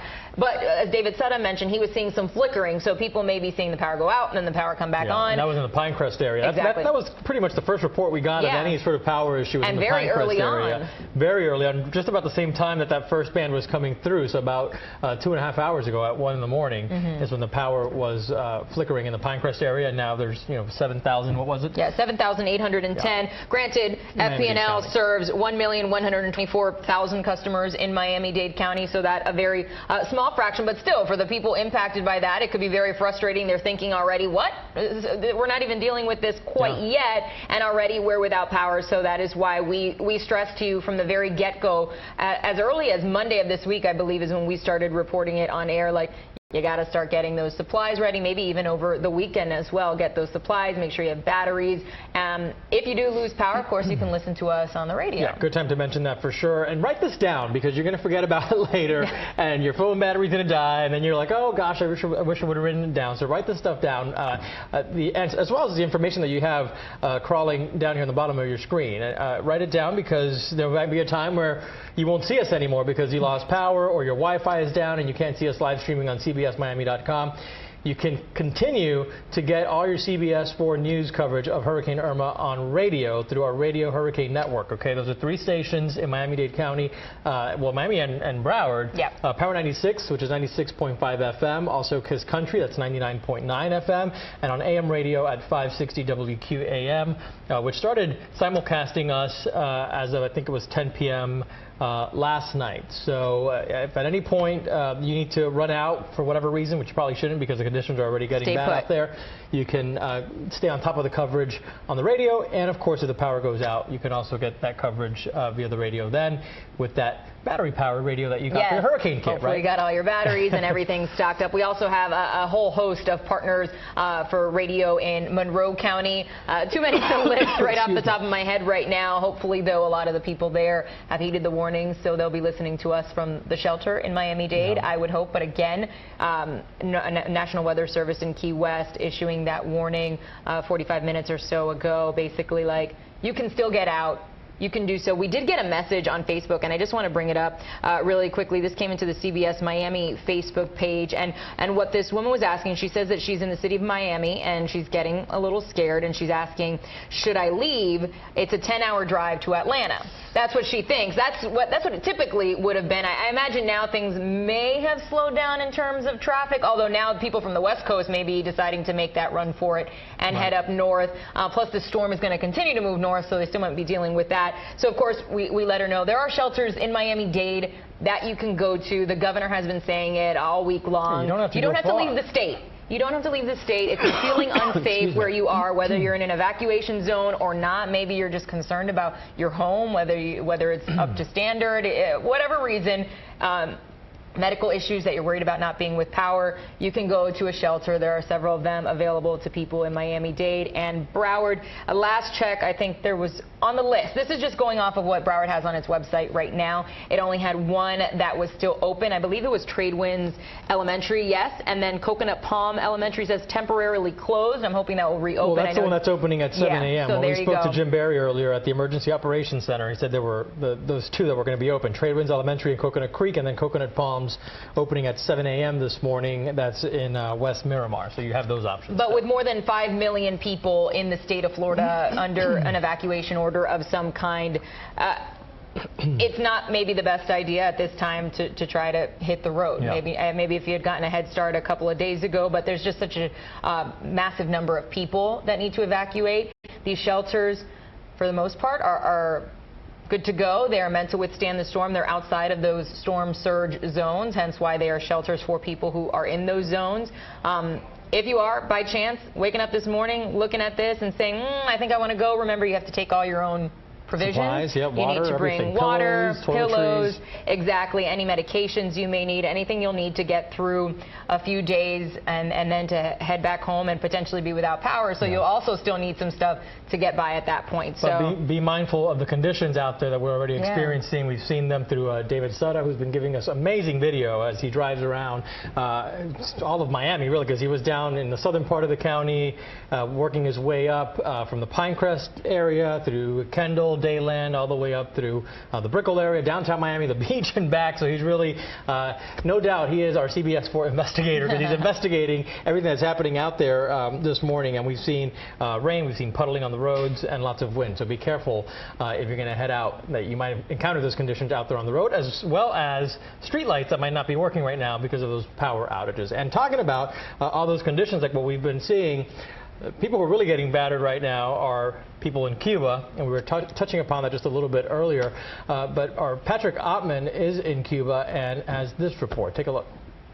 The Cuban government has said that every bit of the coastline, the northern coastline at least, was going to be affected. The whole length, they said, up till Havana, perhaps was going to get some sort of weather. U.S. diplomats, for the first time since I've lived here 6 years ago, 6 years now, evacuated. They were allowed to evacuate. They didn't have to evacuate, but the State Department said that if diplomats wanted to leave from the embassy in Havana, they could do so, and many people took them up on that offer.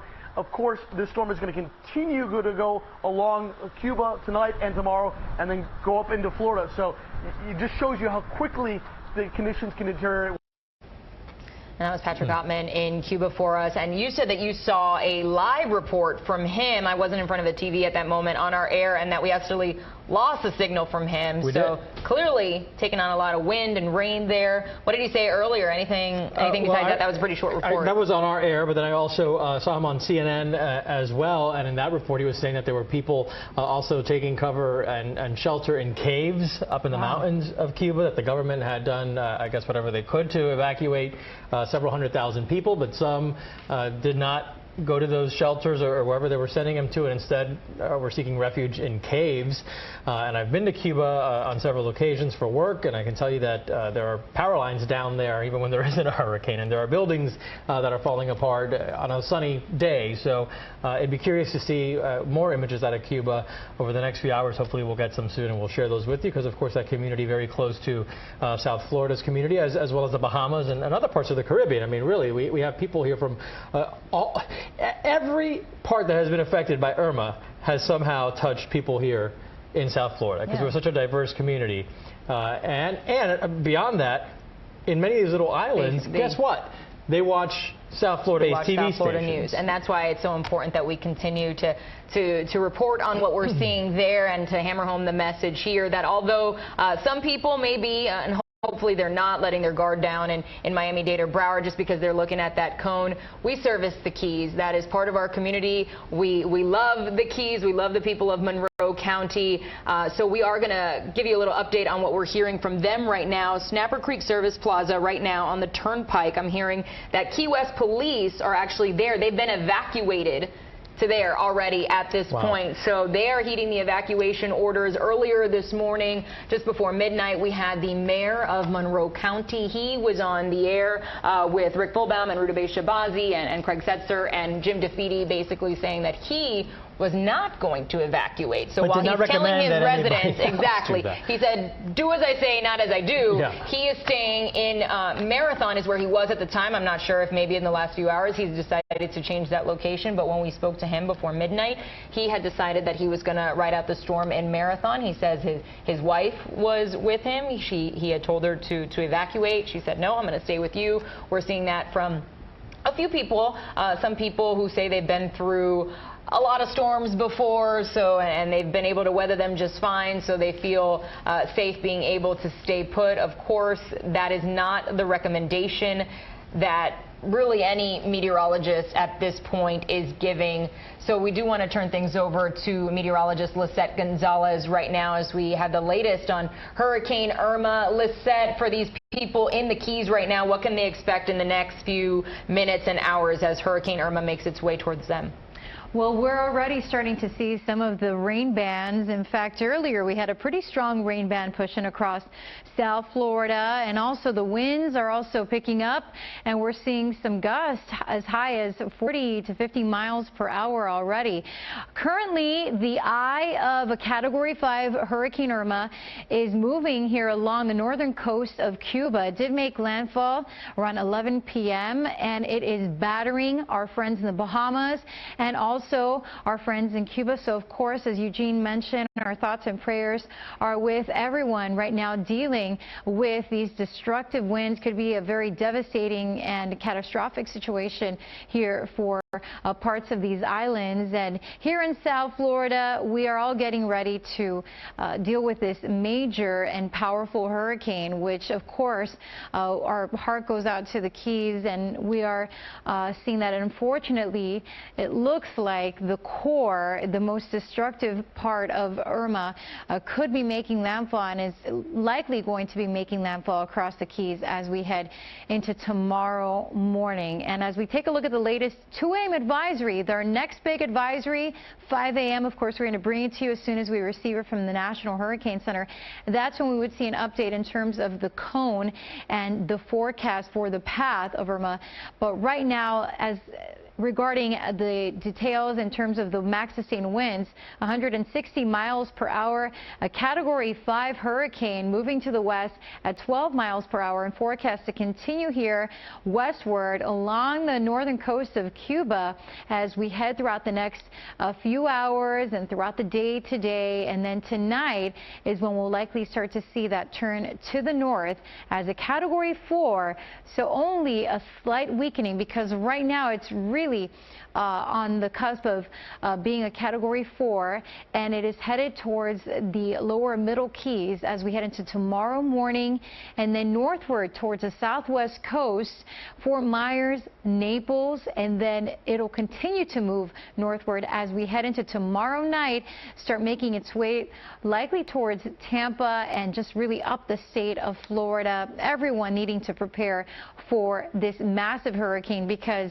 really you cannot just focus on the center of this forecast track, since the extensive wind field is going to bring the potential for destructive winds and life-threatening storm surge for all of Florida, really, here as Irma continues to lift northward. As we get into Monday night, that's when we will finally see Irma making its way out of Florida, and then likely across Georgia, Alabama, and then moving northwestward as we head into Tuesday and Wednesday of next week across parts of Tennessee as a depression, eventually an area of low pressure. You'll notice this red shaded area, which I've been showing you here the past few days, in terms of the highest threat for hurricane force winds, has shifted a bit to the west, because the cone has also been shifting slightly to the west in terms of where that core of the most destructive winds should be located, or forecast to be located.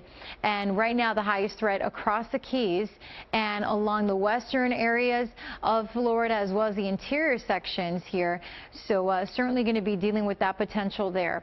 I want to show you the wind field and take you out in time to give you an idea of what we can expect here as we go throughout the day today and into tomorrow. So keep an eye on this timeline, and this yellow shaded area, that is the area that includes the tropical storm force winds, which we will start to feel here as we head throughout the morning and into the afternoon here in South Florida and the Keys. The orange area, that indicates the hurricane force wind gusts. The red area, the hurricane force winds. So as we head out in time and we get into 3, 4, 5 p.m., most of mainland South Florida dealing with the tropical storm force winds through tonight, and then we do see those hurricane gusts start to move into the Keys as soon as later in the afternoon today and through tonight. That red shaded area indicating the hurricane force winds will likely be moving in across parts of the Keys overnight, and hurricane gusts as well, possibly here for parts of southern Dade County, and into tomorrow morning, likely all of South Florida dealing with hurricane force wind gusts and possibly hurricane force winds.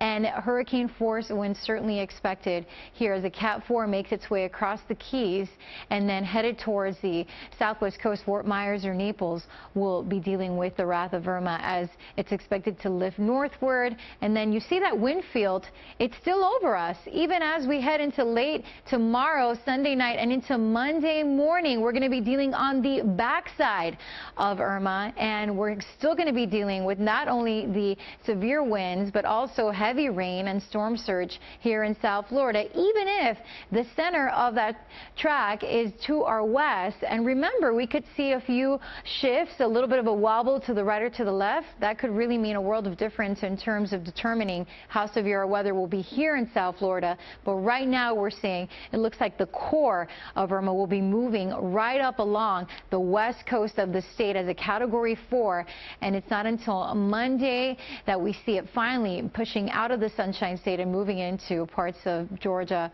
and even Carolina. So in terms of wind speeds, we're already seeing some tropical storm force winds, and that's greater than 39 miles per hour to 73 miles per hour. Category 5 above 157 miles per hour, and a Category 4 hurricane. We're talking wind speeds 130 to 156 miles per hour. Looking at the models, of course, they have been shifting a little bit more to the west. And as we take a look at the European and the GFS model, they're coming together and showing a higher confidence that Irma will be moving west here throughout the day today along the northern coast of Cuba and likely taking a turn to the north. Now, when it makes that turn, there's still some uncertainty, and that, of course, will have huge impacts on, again, whether we continue to see that the core of Irma could be moving across the Keys and here into the southwest coast of Florida and continuing up the west coast of Florida. But again, that is only the center of this huge hurricane, which is larger than the state of Florida. You can even see it here from this wide view. And not only do we have Irma, but we have Tropical Storm Katia, by the way, moving here into parts of the Yucatan and eastern Mexico. And then Hurricane Jose. A lot of folks on social media out there worried about Jose if it's posing a threat to us in here South Florida, and that is not the case. However, unfortunately, right now, Category 4 Hurricane Jose, that forecast path is showing that it could be moving across the northern Leeward Islands, some of these areas that were already battered and devastated by Hurricane Irma. So as we take a look at where it's expected to move out into the open waters of the Atlantic after potentially moving across some of those areas that have already been hard hit and are just trying to pick up the pieces and recover. So that's just really sad news there for our friends across the northern Leeward Islands. As we take a closer look at the satellite image, you'll notice there was a little bit of a jog here to the west earlier in the time period, but now we're seeing that Irma is continuing here along the northern coast of Cuba on that west and then west-northwesterly track, and then again it is forecast to continue to move across Cuba here and just bringing them some torrential rain and some nasty weather. So hurricane warnings continue for the northern coast of Cuba, for our friends in the Bahamas, and taking a look at the state of Florida, pretty much the entire southern half of the state is under hurricane warning, stretching from Tampa and all the way down through South Florida and through the Keys. We also have storm surge warnings, storm surge watches in place, and flood warnings as well as flood watches have gone up. For us, we're under a flood watch through Monday evening, and a flash flood watch has been issued for Lake Okeechobee, which meteorologist Dave Warren will be ahead to let you know about that a little bit more in detail. So in terms of our biggest threats, again, we cannot let our guard down and not just focus on where the center of Irma will land. We are talking the threat for still dealing with extreme wind, storm surge, heavy rainfall. In fact, that potential is increasing for us, and the risk of tornadoes as well. And storm surge is not looking as severe as what we saw yesterday in terms of the forecast models, but still dealing with some storm surge along coastal Broward County. We're not out of the woods when it comes to this. More than a foot storm surge there along parts of Pompano Beach, extending down into Fort Lauderdale, Port Everglades, these areas shaded in blue. Aventura, again, dealing with storm surge possibly up to a foot or more. And then as we head down into Miami-Dade County, some of these areas shaded in yellow, possibly a storm surge of 3 feet or more. And down into parts of southern Dade County, we're talking a higher chance of dealing with extreme storm surge. Areas like Palmetto Bay, Cutler Bay, and then all these surrounding areas could see a storm surge of about 3 to 6 feet or more. But again, the red shaded areas, storm surge ranging from 7 to 10 feet, and down through the Keys as well, the potential for that storm surge. And that's basically the winds circulating across Irma that is going to help to push some of that ocean water on shore. So that's meteorologically what storm surge is, and we're still dealing with the threat of severe and life-threatening storm surge. It can be very, very dangerous and destructive. So for today, breaking it down so that you can understand what we're in for: rain squalls already moving in, tropical storm force winds on the increase as we head throughout the day, and then hurricane force winds expected to develop overnight and into tomorrow. Hurricane conditions arriving, severe storm surge, heavy rain, flooding, the risk of tornadoes, and again, hurricane force winds likely all day tomorrow. This is going to be a long duration event as Irma is expected to slow down. And with some of those stronger wind gusts, they could be close to 100 miles per hour. But for more on that, the heavy rain that we're starting to see, those rain bands and the potential for flooding, I want to check in with fellow meteorologist Dave Warren. Thank you, Lisette. Yeah, we had a few rain bands already, and we will see more. And with these rain bands coming in comes with that increased wind, and the wind already gusting over 40, 50 miles an hour with the first band, likely seeing that higher, and the bands becoming more and more frequent here over the day, throughout the day today. First off, this is real-time Doppler radar. That first band came through. It was right around Miami. It's falling apart now, but a little stronger, and this is getting up towards the Keys.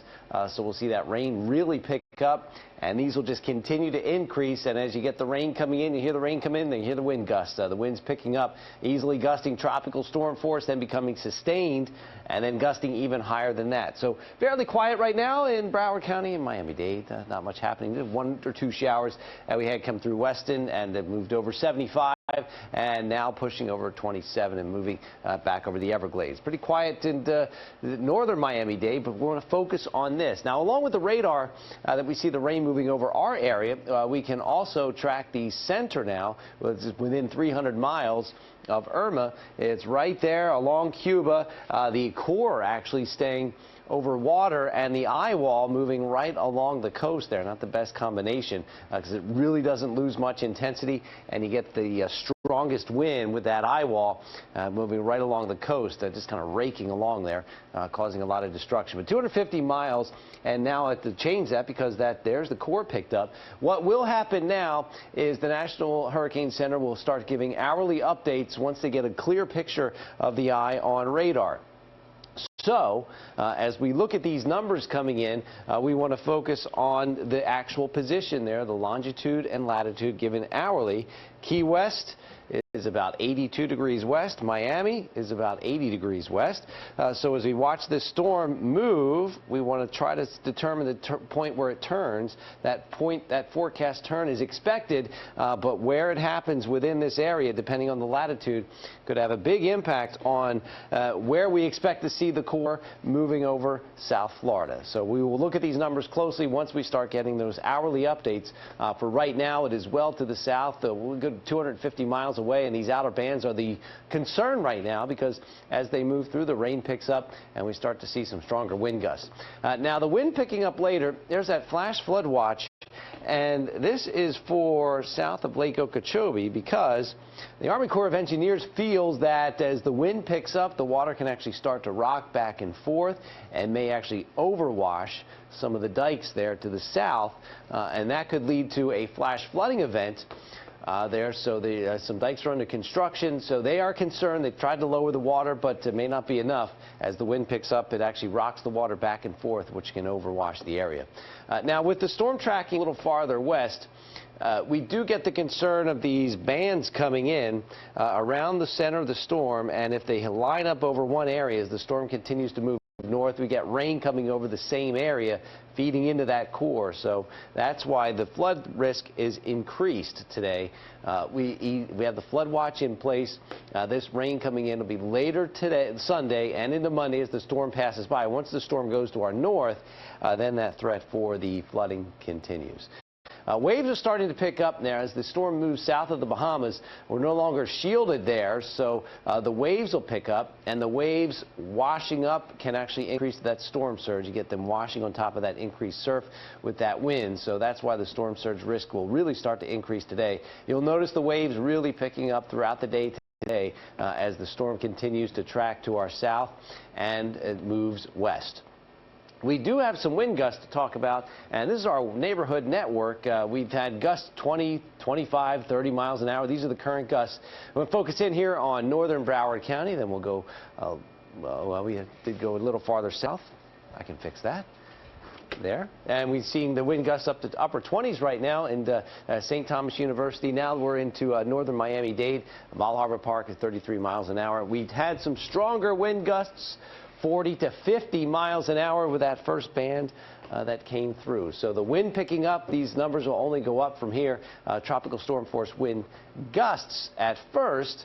But we are now seeing that the wind will become sustained to 40 miles an hour and begin to increase. So the winds right now, northeast to east-northeast, you have a number of neighborhood networks around.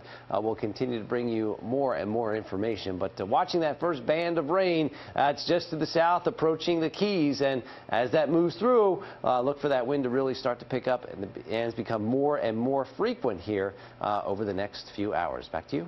All right, Dave Warren, thank you. And as Dave mentioned, the storm still, I believe it was 250 miles away, he said, but you see those outer bands already starting to make the presence of Hurricane Irma felt across South Florida. The Keys bracing for it, an evacuation order obviously in place for the people there, but apparently not too late to get out. We're still seeing some people leaving, so that's some good news. Including police from Key West now leaving, and we actually want to check in now with our David Sutter joining us live from the Snapper Creek Service Plaza. And what's going on there? That's Key West police that's leaving Key West and is there now? Yeah, I just got done talking with the officer and his family, and they're shell shocked here. I got a little feedback here, guys, if you guys can help with that. But they're shocked. Basically what the officer told me is that the call came from the chief to get in your car and take it out of the islands, take it to the mainland. He told everyone to take their cars and leave Key West. And so that's what they're asking them to do, and he was in shock. He's got his entire family. The blue car is his dad, another relative in the red car here, and they're trying to figure out where they're going to go. The plan is to go straight north right now until they can get this figured out. They may go, they apparently have family in Virginia, and that's where they're thinking. They packed up the dog, they packed up all the family, and they're on their way out. I just, looking at this officer, he is just shaken because he's talking about everything he knows. Just he really feels like it's gone. He just really came across as if that's the fact, that it's gone. And I usually you see a lot of calmness in that. I was really shocked. We stopped here in Snapper Creek Plaza. This is the turnpike. This is the first place you can get gas on the turnpike when you're coming out from the Keys. And this is a busy hub. It's not crazy. Obviously, it's the middle of the night. But you can see people have been pulling up for gas. This is facing towards, going down towards the Keys and Homestead. You can see, people lining up here and getting gas. But let's, Mitch, let's go across. Let's go across. And obviously, there's a lot of troopers here. This is actually a trooper station nearby here as well. They're sort of just waiting to see what they need to do. Not a whole lot going on the roads. The roads are pretty empty, with the exception of what's happening coming out of the Keys tonight. As we come on to the other side, there are still people making their move here. And you can see some of the cars lining up here. People are doing it. This is a lot, mostly this is not local traffic. These are folks that are making their way out of Key West. Guys, I'm still having a mixed minus issue on the earpiece, if we can help with that. But I was really taken with that officer. I couldn't believe that first Key West was here, and then when I spoke to him, how he was reacting to everything. I asked him where the other officers were. He said they're all spread out. Everybody left at different times as soon as they could. He, before he left, he actually made an effort to get to his family, get them all ready, and get them out. They were all planning on riding it out, and they decided once the order came to evacuate, they left. You guys from the Keys? Yeah. This is why people don't evacuate. What's your name? Tony. Tony, what key are you on? Key West. So I just saw the Key West Police Department here. Yeah, I saw one of them as well. We just bugged out about, what, 2.5 hours ago? You left 2.5 hours ago? Yeah. It's a pretty quick trip out. Yeah, quick trip out, but this is the last station with any gas for, we don't know how long. Yeah, it's not safe to be on the road. You're better off, in my opinion, being in some kind of school or something than no gas. They need gas. Well, and we had at a couple really stations at least. Interesting experience with the Miami-Dade County Police at the racetrack just outside of the Keys. I ran out of gas. We were trying to put the gas cans in, and they came up, probably a dozen of them, and started really kind of rudely squawking at us that we had to go. And we're like, well, how do we go without gas? You know, and making everyone leave that are parking looking for gas at the Homestead And we're obviously on no sleep for 4 days because we've been helping everybody board up and try to get out and everything else. So we're a little frazzled, but didn't enjoy that experience, I'll tell you. You look tired, shaken and tired. Are you I nervous am right now? I am nervous because a lot of the people that I wanted to help rescue chose to stay behind, and they opened the Key West High School for those people. La Concha is one of the safer buildings, and it's full to capacity, but we're not certain that the Key West High School is even going to save them. So we're worried about the people we love who didn't get out. Were you ever intending to leave, or were you planning to ride this out there? I was planning on staying. As a matter of fact, when I decided to get in the car, I was having a beer at Salty Angler.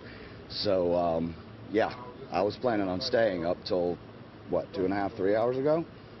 Was this a forecast that you chose to leave, or what motivated you suddenly? Combination of stuff. The other few storms running right behind it, and there was a big council meeting, and I don't know, they suggested even the police and everybody get out.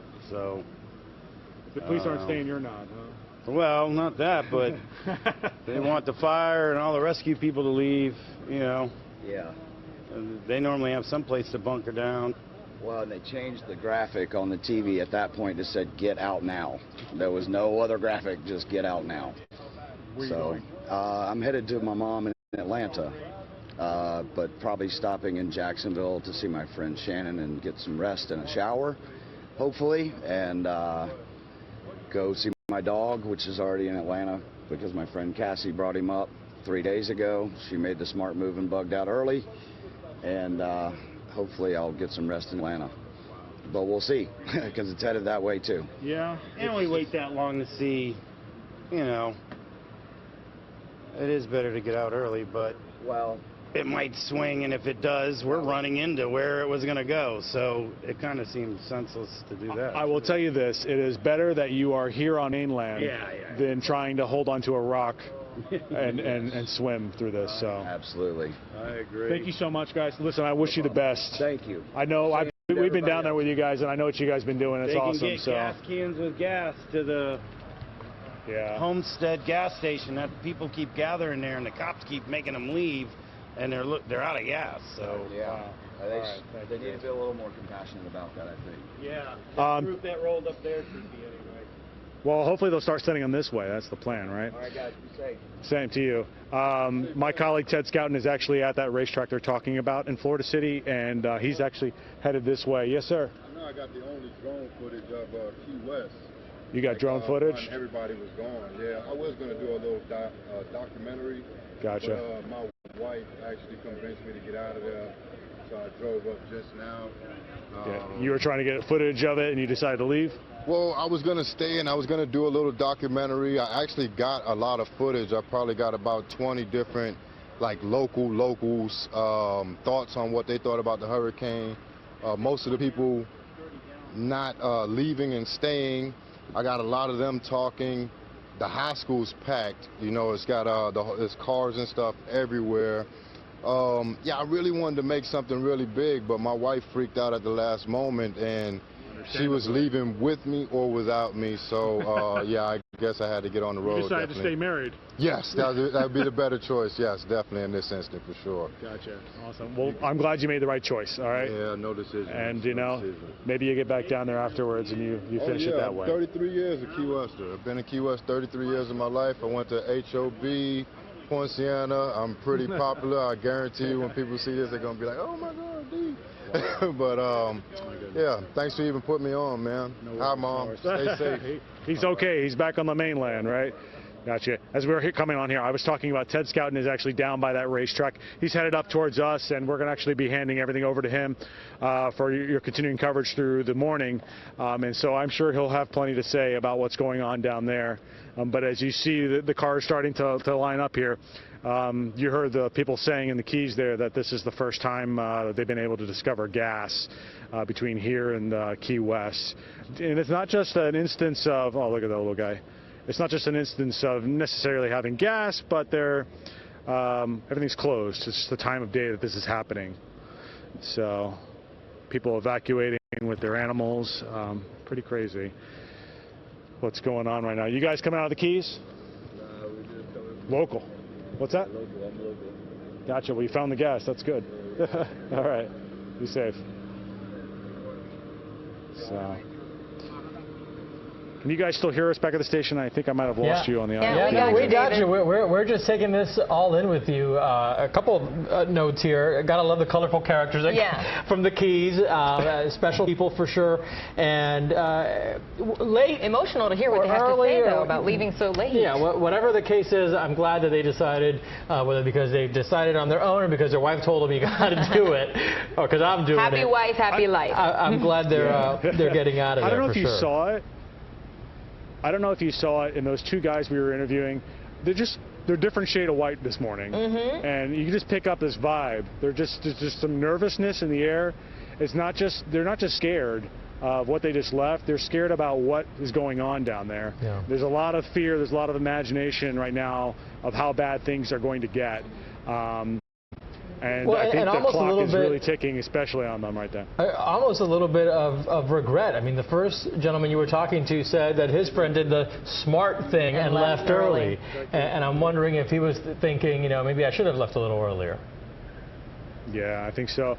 Are you coming out of Key West? Yeah. What's your name, sir? Rick Bailey. Rick, you're coming in very late. Is this by intention, or did you decide? Last minute decision. Based on what? Just a shift of the pattern to the left, and it looked like a bomb coming in, so it was time to get out of there. You've stuck out many storms, I assume, or many threats? I've had threats down there before, but this is too massive to even risk it. So seriously, I was staying up to the last minute, and just said, nope, I got to go. When did you leave? About 12:30. 12:30. What's it like down there right now when you left? Well, I was running into some storms around Alamorada, Marathon area. Looked like the outer band was coming through, so the winds were starting to push the car around and everything. But once I got past there, it was pretty clear sailing. Are other people like you leaving, or the guy that's in two cars in front of me? I saw him down Key West today, and he's a friend of mine. I know him, so. He made a last-minute decision also. Gotcha. I know they opened up the gymnasium there, apparently at the high school. Oh, I wish I'd have known that. I probably would have maybe stayed, but that would have been. It's kind of late now, but. Well, I'll tell you this: we saw Key West police here. Yeah. They evacuated. Yeah. Because really not sure where I'm going. I guess I'm heading up toward Orlando, so it's kind of a.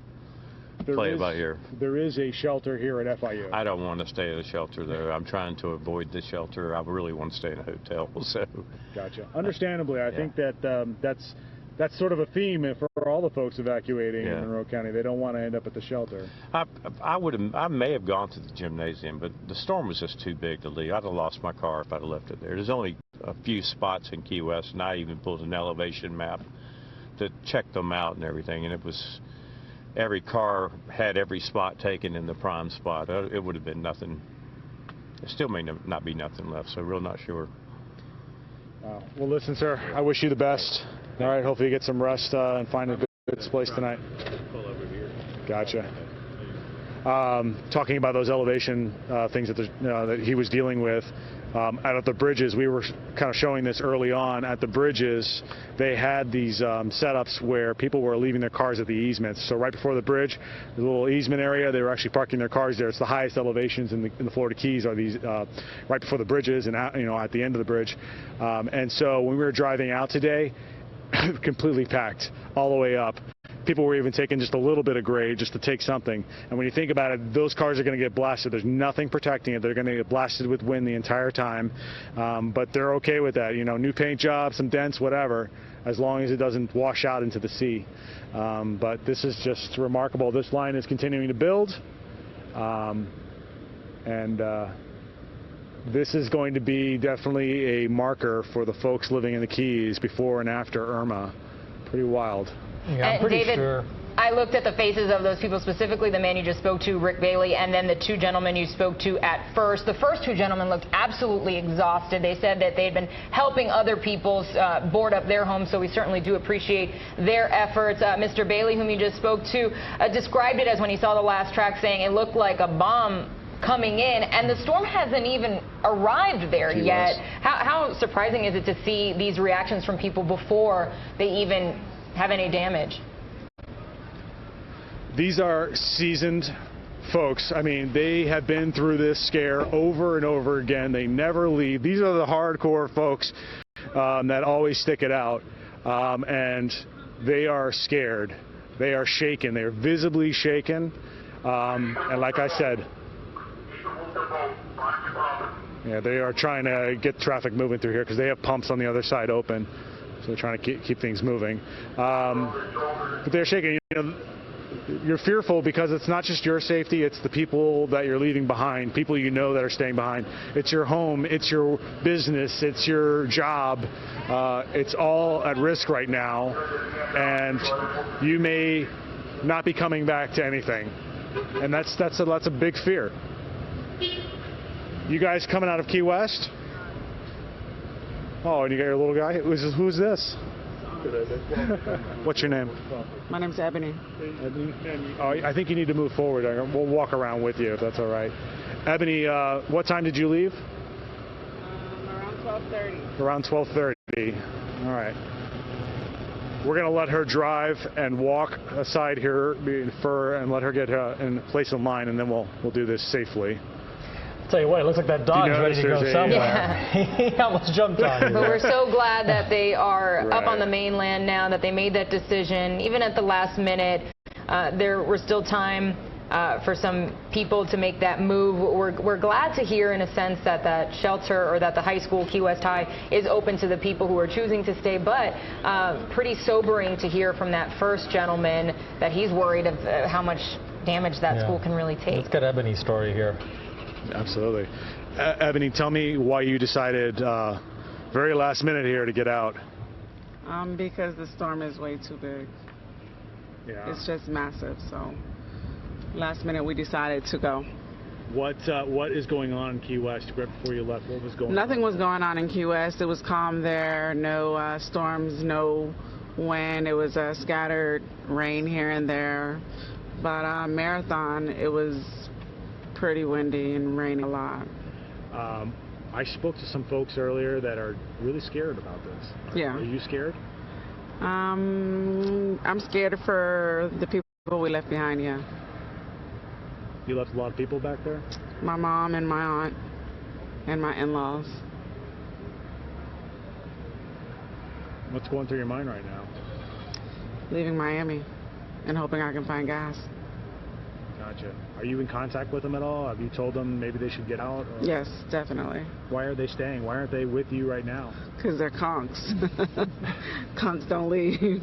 Man, I mean, it just seems irresponsible, so risky. I mean, on the outside looking in, it probably does, but when you were raised down there and, you know, that's your life and you've been there for 60 plus years, you're a conk. You don't leave, you know. You just batten down the hatches and ride it out. You think she's going to be okay?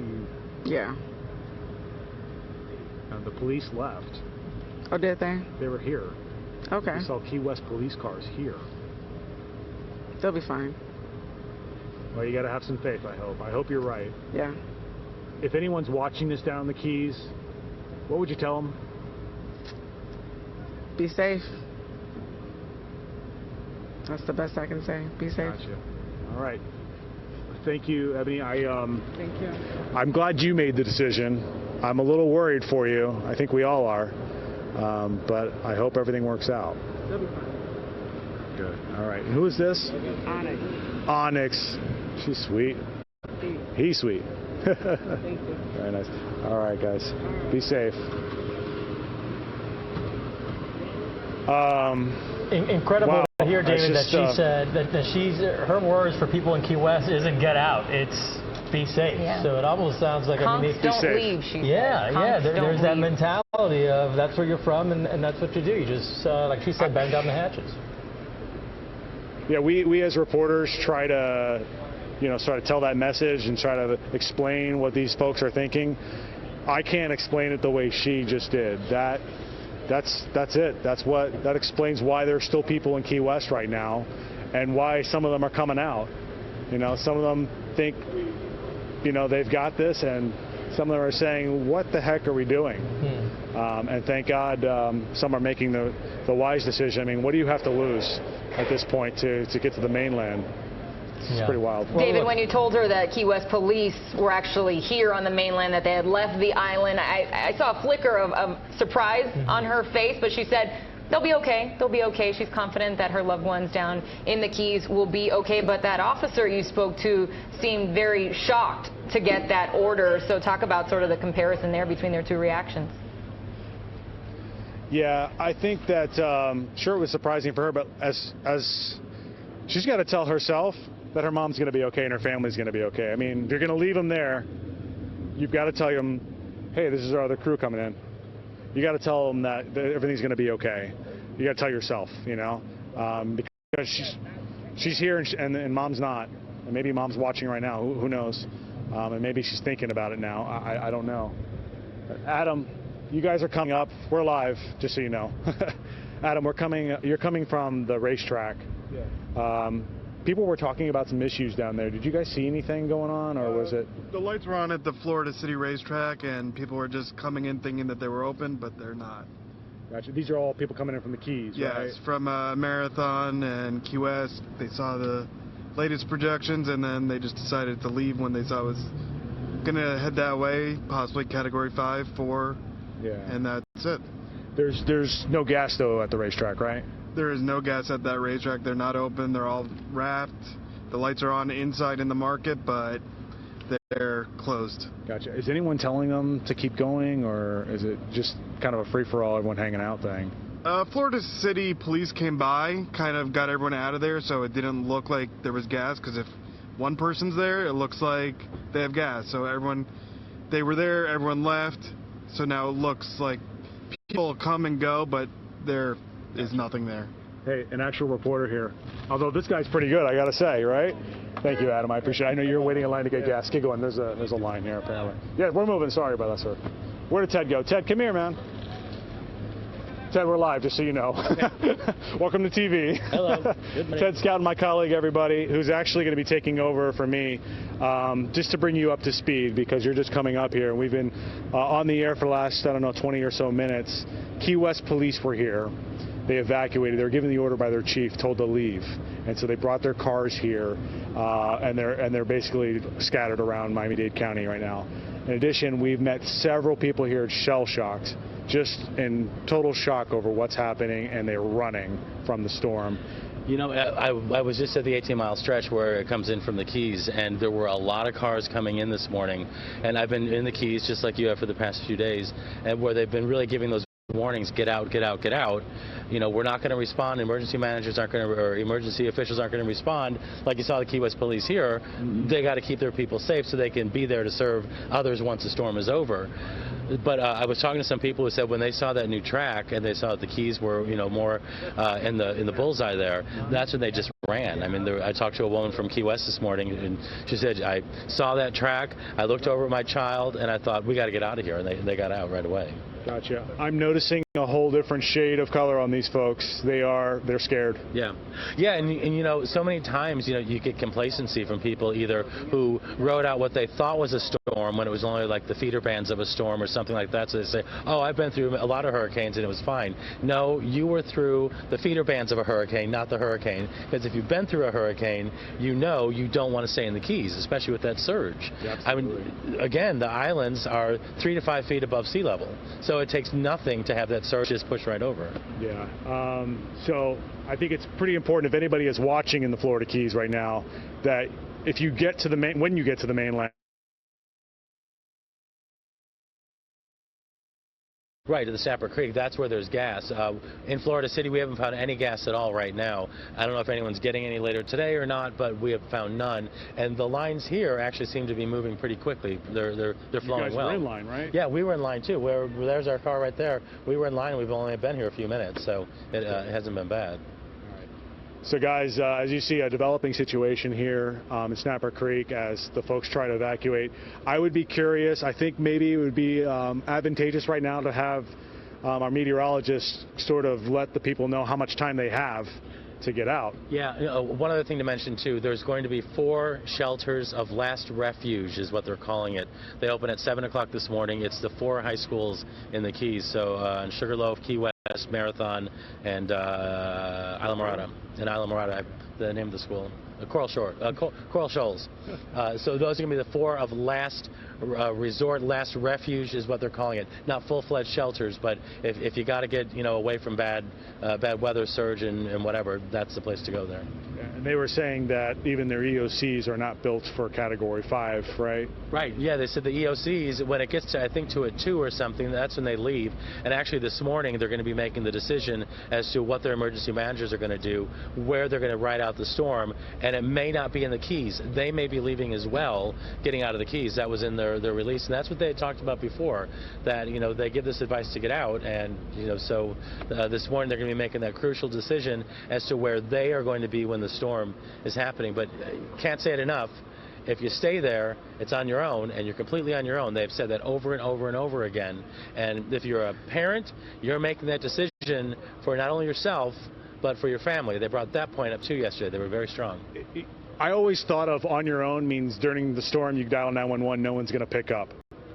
But this is saying on your own, after the storm, you're on your own. Yeah, well, because they were talking about too, the idea of, it was the county manager as well as the city manager of Marathon saying, if you think that, this is going to be one of those storms where, in 2 days we're handing you some bottled water, think again, because that's not going to happen.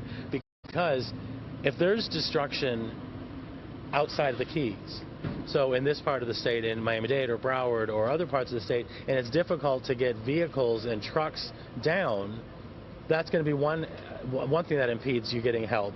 2, if any of those bridges are damaged, anyone below it is cut off. So the only way you're going to get stuff is by boat or by helicopter, and that's not going to happen overnight. All right. Listen, we're going to have to take a quick break here. Mitch has been running around with this on his shoulder, and I got to give him a little bit of a break here, guys. But we'll definitely be covering more here. Ted is going to actually take over for me, and he's going to be telling the story from here. But we'll send it back to you guys at the station. All right, guys, excellent coverage of what's happening there. Sad to see all of this happening, but let's focus on what we can do to help these people, and that is getting them the shelter information, or we should say the shelter of last refuge or last resort, which is what it's being called. Ted was talking about this, and we can list them off here for you again. If you're watching us in the Keys, this is where you should go. Keep in mind that if you try to get in your car and get out of there now, gas is hard to come by, conditions are not optimal for driving, so it might not be as easy as you may think at this point, and you may want to instead consider going to one of these 4 shelters you're looking at right here on the screen. They are the Coral Shores High School, that is in Plantation Key, Marathon High School in Marathon, obviously, also the Sugarloaf School in Sugarloaf Key, and Key West High School in Key West. These are not fully set up shelters. This was not part of the original plan, but because so many people decided to stay there and now are having regrets, and we can say that because we've heard it from some of them directly, this is the best that can be done right now in Monroe County. This is where you can go to try to get away from the elements which we've been seeing now for several hours and will continue to see for hours to come. But you just heard from some of those people who even made it to the mainland. There is a shelter here in the Keys for the people, rather on the mainland for the people of the Keys at FIU, and you heard at least one guy say, I don't want to go there. No. I don't want to go to the shelter. So hopefully that doesn't hold true for the people who are deciding to ride it out. Hopefully they do go to those shelters just to seek a little bit more cover from whatever it is that's headed their way. And of course, meteorologist Lisette Gonzalez has been keeping a close eye on this storm as it starts moving its way towards the Keys. Lisette, one of the questions that one of them asked was how soon can they expect to really feel this start to pick up? Well, already we're seeing yet another rain band here moving across the Keys. So this is not good news for folks that are trying to get out of the Keys. Keep in mind as you're driving, please be safe because we are dealing with some gusty winds as well. And I just wanted to quickly show you the radar because later on meteorologist Dave Warren, he's going to be taking a closer look at this. But since we're on the topic of everyone trying to evacuate Monroe County, we're seeing that we're dealing with some very very gusty squalls, and this is all the outer rain bands associated with Irma, even some lightning associated with some of these storms that are now pushing into Isla Mirada, Marathon, and Big Pine Keys. So Dave will be along also to talk about the winds and some of the local impacts we're already feeling, because this is, again, such a massive hurricane, and right now it is just bearing down on the north coast of Cuba and the Bahamas. And again, we are seeing those outer rain bands already beginning to move in, and earlier we had some rain bands across parts of Broward and Miami-Dade County. So here's the latest 2 a.m. advisory. Of course, we're waiting on that all-important 5 a.m. advisory, which would indicate if there's any shift in the forecast track, and also the models will have to wait on that latest run as well. But as of now, Category 5 Hurricane Irma, max sustained winds of 160 miles per hour and the pressure at 930 millibars, moving west at about 12 miles per hour, and it is located about 275 miles southeast of Miami, Florida. It is forecast to continue moving here towards the west along the north coast of Cuba, so we could see it weaken due to the interaction with the land and mountainous terrain here over this island, and then likely taking a turn to the north as we head into tonight. Of course, when we see Irma make that turn, that will really determine who will see the worst of the weather. Regardless, we cannot just focus here on the center of this forecast track, because this is such a huge hurricane and the wind field is so extensive that we will all be dealing with the impacts from a major and dangerous Hurricane Irma. So Category 4 Hurricane Irma is forecast to make landfall as we head into tomorrow morning, and then continue moving northward towards the southwest coast, Fort Myers, Naples, and then likely continuing here along the Gulf Coast of the state across Tampa as a Cat 4. But keep in mind, most of the state of Florida is included in that cone and will be dealing with the effects even as we head throughout the day tomorrow. And then it's not until Monday night that we finally see Irma move away from Florida and into Georgia as a tropical storm, and then push off to the north and west as a depression and area of low pressure into parts of the southeast. Alabama, Tennessee could see some flooding and severe weather there. Now, in terms of the highest threat for destructive hurricane force winds, shaded in the red area, the Keys, and also much of the west coast of the state, and also some of the inland areas. And as we can take a look at the wind field, this is giving you an idea of when we're going to start to feel those tropical storm force winds here. So keep an eye on the timeline. Already, we are starting to feel some tropical storm force wind gusts, and in terms of sustained tropical storm force winds, that'll be taking place throughout the day today and then even into tonight. Now, overnight, hurricane force winds will start to move in across the Keys, and for mainland South Florida, we are going to start to see parts of the areas dealing with those hurricane force winds overnight as well, especially Miami-Dade County, and then the Keys dealing with the hurricane force wind gusts and hurricane force winds. That's the red shaded area here, and most of mainland South Florida dealing with the hurricane force wind gusts as we head throughout the day tomorrow, really the entire day, because it looks like Irma is going to be slowing down and it's going to continue to impact here our state as it lifts northward and likely along the Gulf Coast. That's where the core, where the worst of the weather is likely going to be headed as we head into early next week into the southeast parts of Georgia and then possibly Tennessee. Looking at the latest models, in agreement that Irma will continue moving westward along the north coast of Cuba and then take a turn to the north across the Keys here as we head into Sunday in the morning, and then likely continuing northward. That's what the Euro and the GFS model showing, unfortunately, not only for our friends down in the Keys, but also Fort Myers and Naples and even Tampa right now, looking at a potentially devastating and catastrophic situation with this unprecedented and dangerous hurricane. So as we take a look at the wide view, we have Tropical Storm Katia that is moving inland here across eastern Mexico, and here's Irma, and then we also have Hurricane Jose, which a few of you have been concerned about and actually reaching out to us on social media. Hurricane Jose, which is a Cat 4, is not a threat to us here in South Florida. It is a threat to the northern Leeward Islands that already had to deal with the wrath of Irma. So yes, once again, we could see a Category 4 hurricane moving across these areas and then heading out into the waters of the Atlantic. So after that, it will not be posing a threat to land. But in terms of the satellite, you can see that Irma took a little bit of a jog to the west, but it's now back on track and following along that forecast path as of the latest advisory from the National Hurricane Center as a Cat 5, and then could be weakening to Category 4, but really can't focus too much on that because it is just a powerful hurricane and it is immense. As we take a look at the hurricane warnings in place for the Bahamas, northern coast of Cuba, and pretty much the entire southern half of the peninsula down into the Keys, storm surge warnings, watches remain in place for us and up and down the coast. So although the center of Irma may be making landfall just to our west, we are going to still be dealing with life-threatening storm surge and severe damaging winds, and also flooding will be possible. Flood watch has been issued for South Florida through Monday evening, and a flash flood watch for Lake Okeechobee, which Dave Warren will elaborate a little bit more on that later on. So here are our biggest threats and what we need to prepare for. Extreme winds, storm surge are our highest threats, and then the rainfall potential is also on the increase, as well as the risk of tornadoes. Storm surge, we could see that storm surge more than a foot here along coastal Broward County, stretching from Lighthouse Point down through Fort Lauderdale, as well as parts of Beverly Beach and Aventura. And then as we look at the yellow shaded area, we're talking potentially a storm surge more than 3 feet, and that could be taking place even through parts of North Miami Beach and downtown Miami, Brickell, Key Biscayne, all these vulnerable areas near the coast, Coral Gables, and higher as we get closer to the coast. Of course, we could see storm surge more than 6 feet. And in terms of extreme storm surge, we're seeing that potential run Palmetto Bay, Cutler Bay, anywhere from 7 to 10 feet, as well as down through the Keys. So for today, here's what you can expect. The rain squalls, they're moving in. Tropical storm force winds later. Hurricane force winds developing overnight tonight and into tomorrow morning.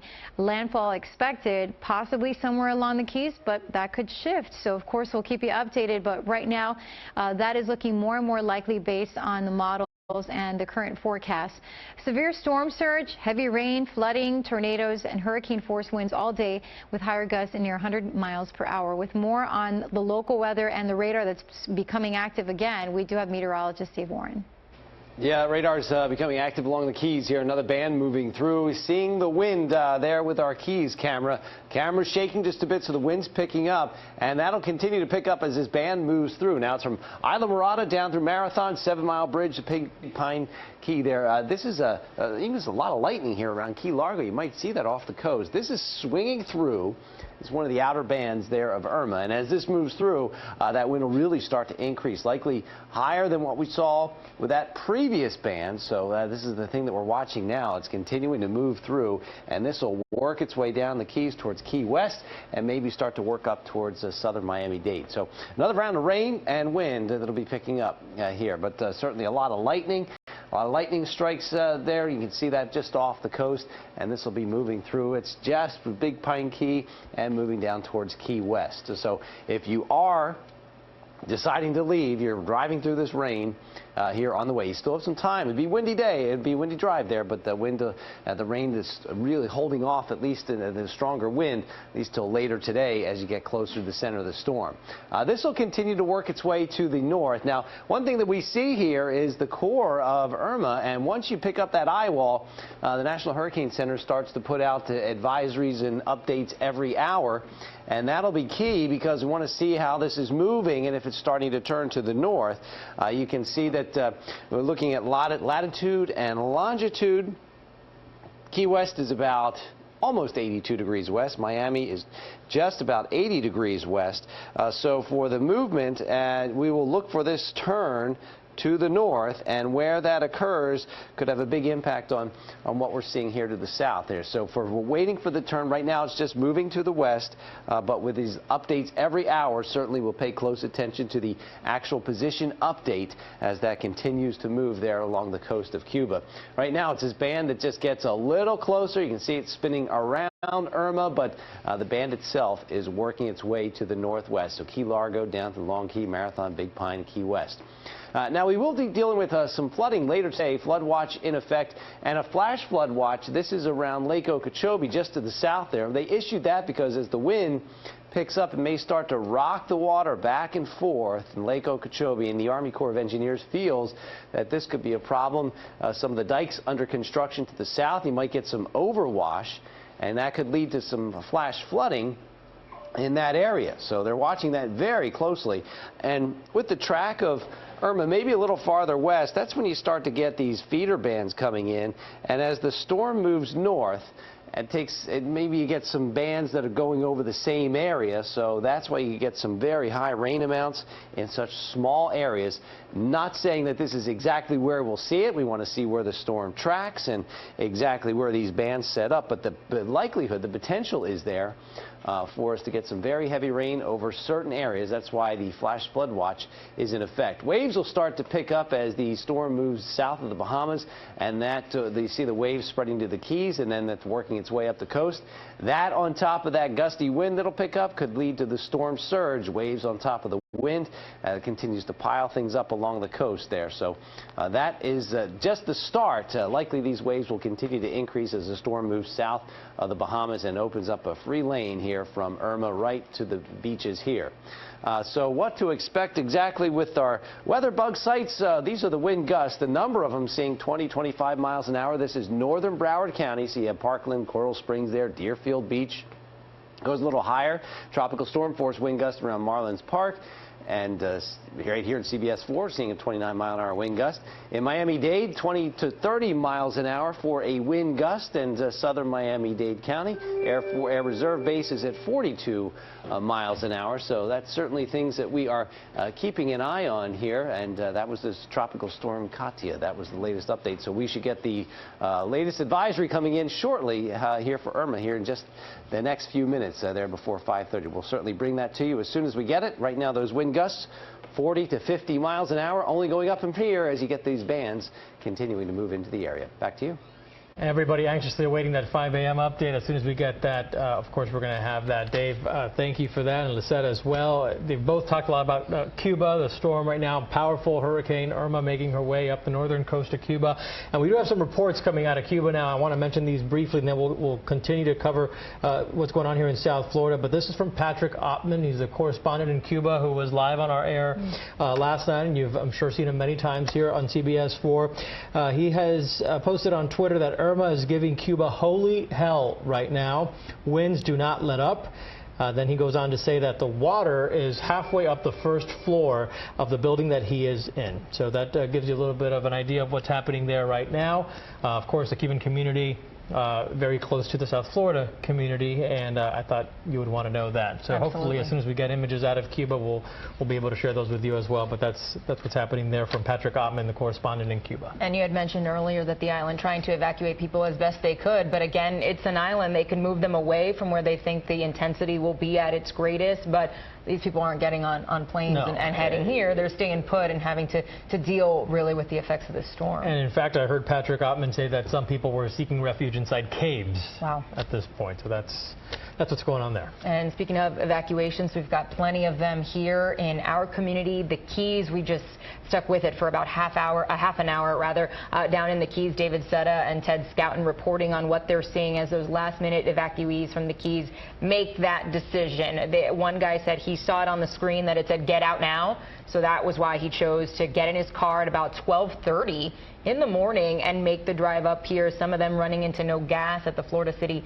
gas station. Police officers telling them, you can't stop here. There's nothing. You got to keep going. So I believe they're out there. Snapper Creek Service Plaza is where they were finally able to get gas. So there was a racetrack in Homestead that was out, that the lights were on, so everybody thought there was gas. They pulled up and found that there's nothing there. Exactly. And other evacuees were the people of Miami Beach. The mayor there has been saying for days, well ahead of the official order from the mayor of the county, the mayor of the city had been saying for days, get out while you can. You don't want to have to deal with this. This could be incredible storm surge that we are dealing with. And Maribel Rodriguez, she was there on the beach yesterday, described Ocean Drive as a ghost town. She's there once again right now on Ocean and 5th Street. Maribel, I'm hoping it's just as empty because people listen to that evacuation order.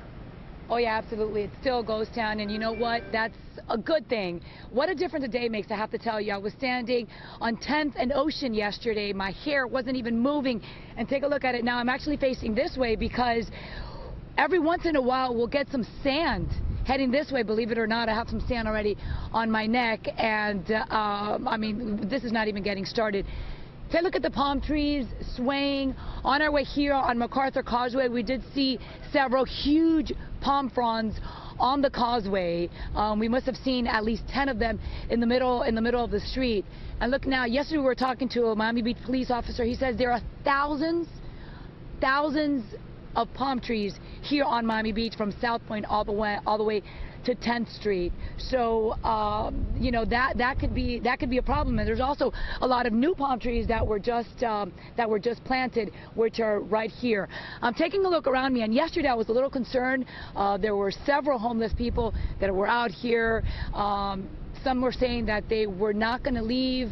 I'm looking around, same area, and I don't see a lot of them, which that could be a good thing because there were a lot of police officers yesterday patrolling the area, and they were telling people you need to evacuate. As you mentioned, we did speak with Mayor Levine yesterday. He says that for the very first time he is telling people to not come to Miami Beach, to get out of Miami Beach, and people definitely heeding the warning. As you see, all the hotels, the buildings boarded up, and those that are not boarded up do have impact windows. There's sandbags.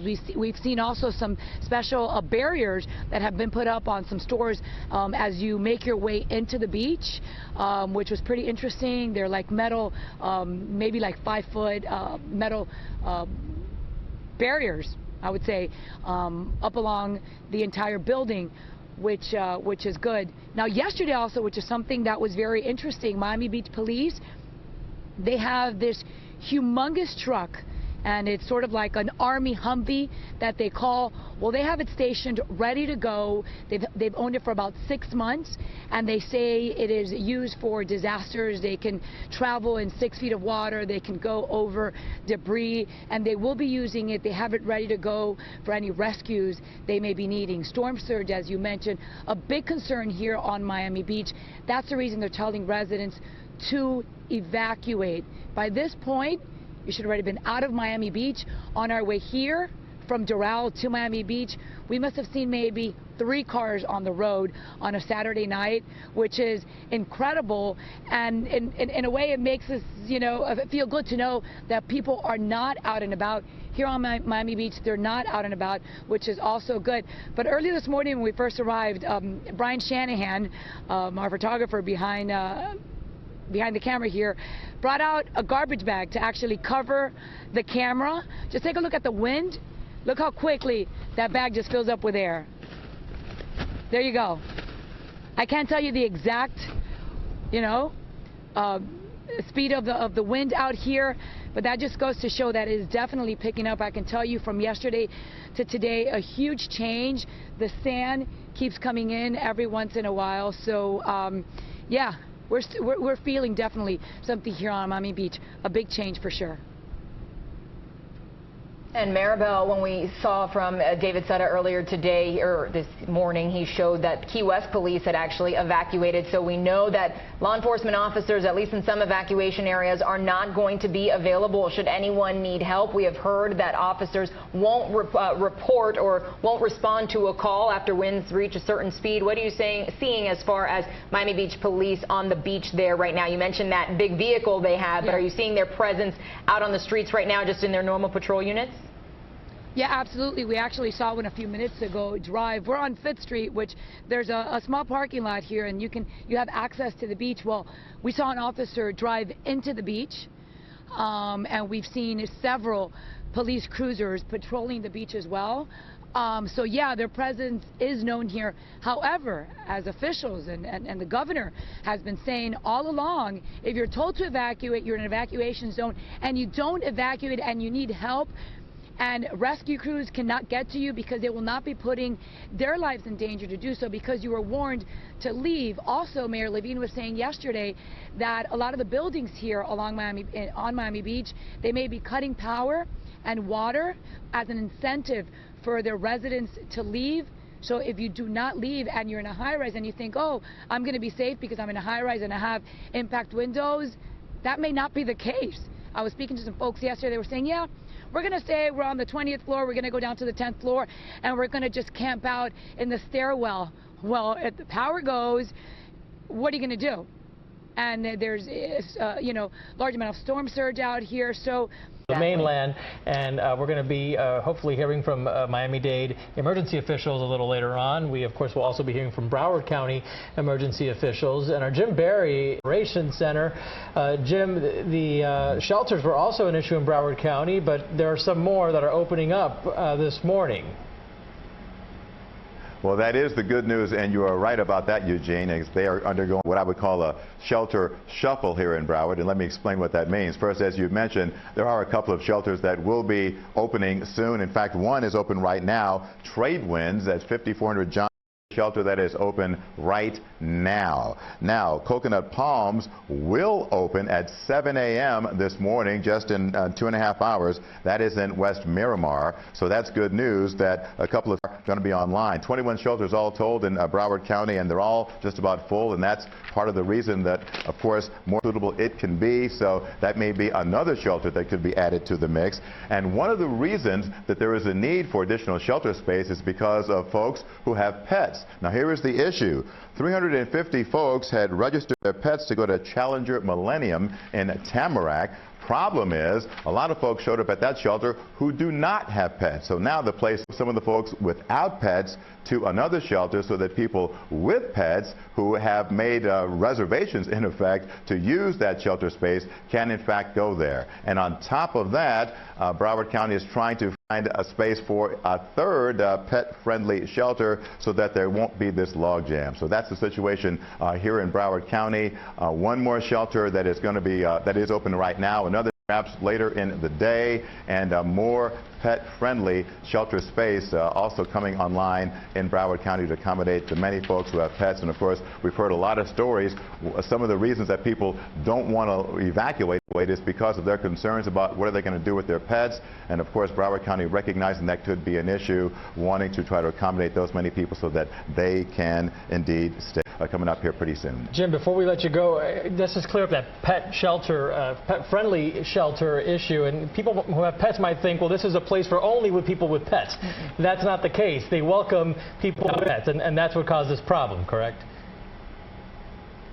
Exactly, but the problem is when people call to say, look, I've got a pet, where can I go? And they're told you can register at the shelter, but people who don't have pets show up and fill up the place, and all of a sudden now you've got this issue. And so that's why they're trying to sort through this issue, and it looks like they're going to be able to figure it out. It just may take a little bit of time and a little bit of moving from one shelter to another.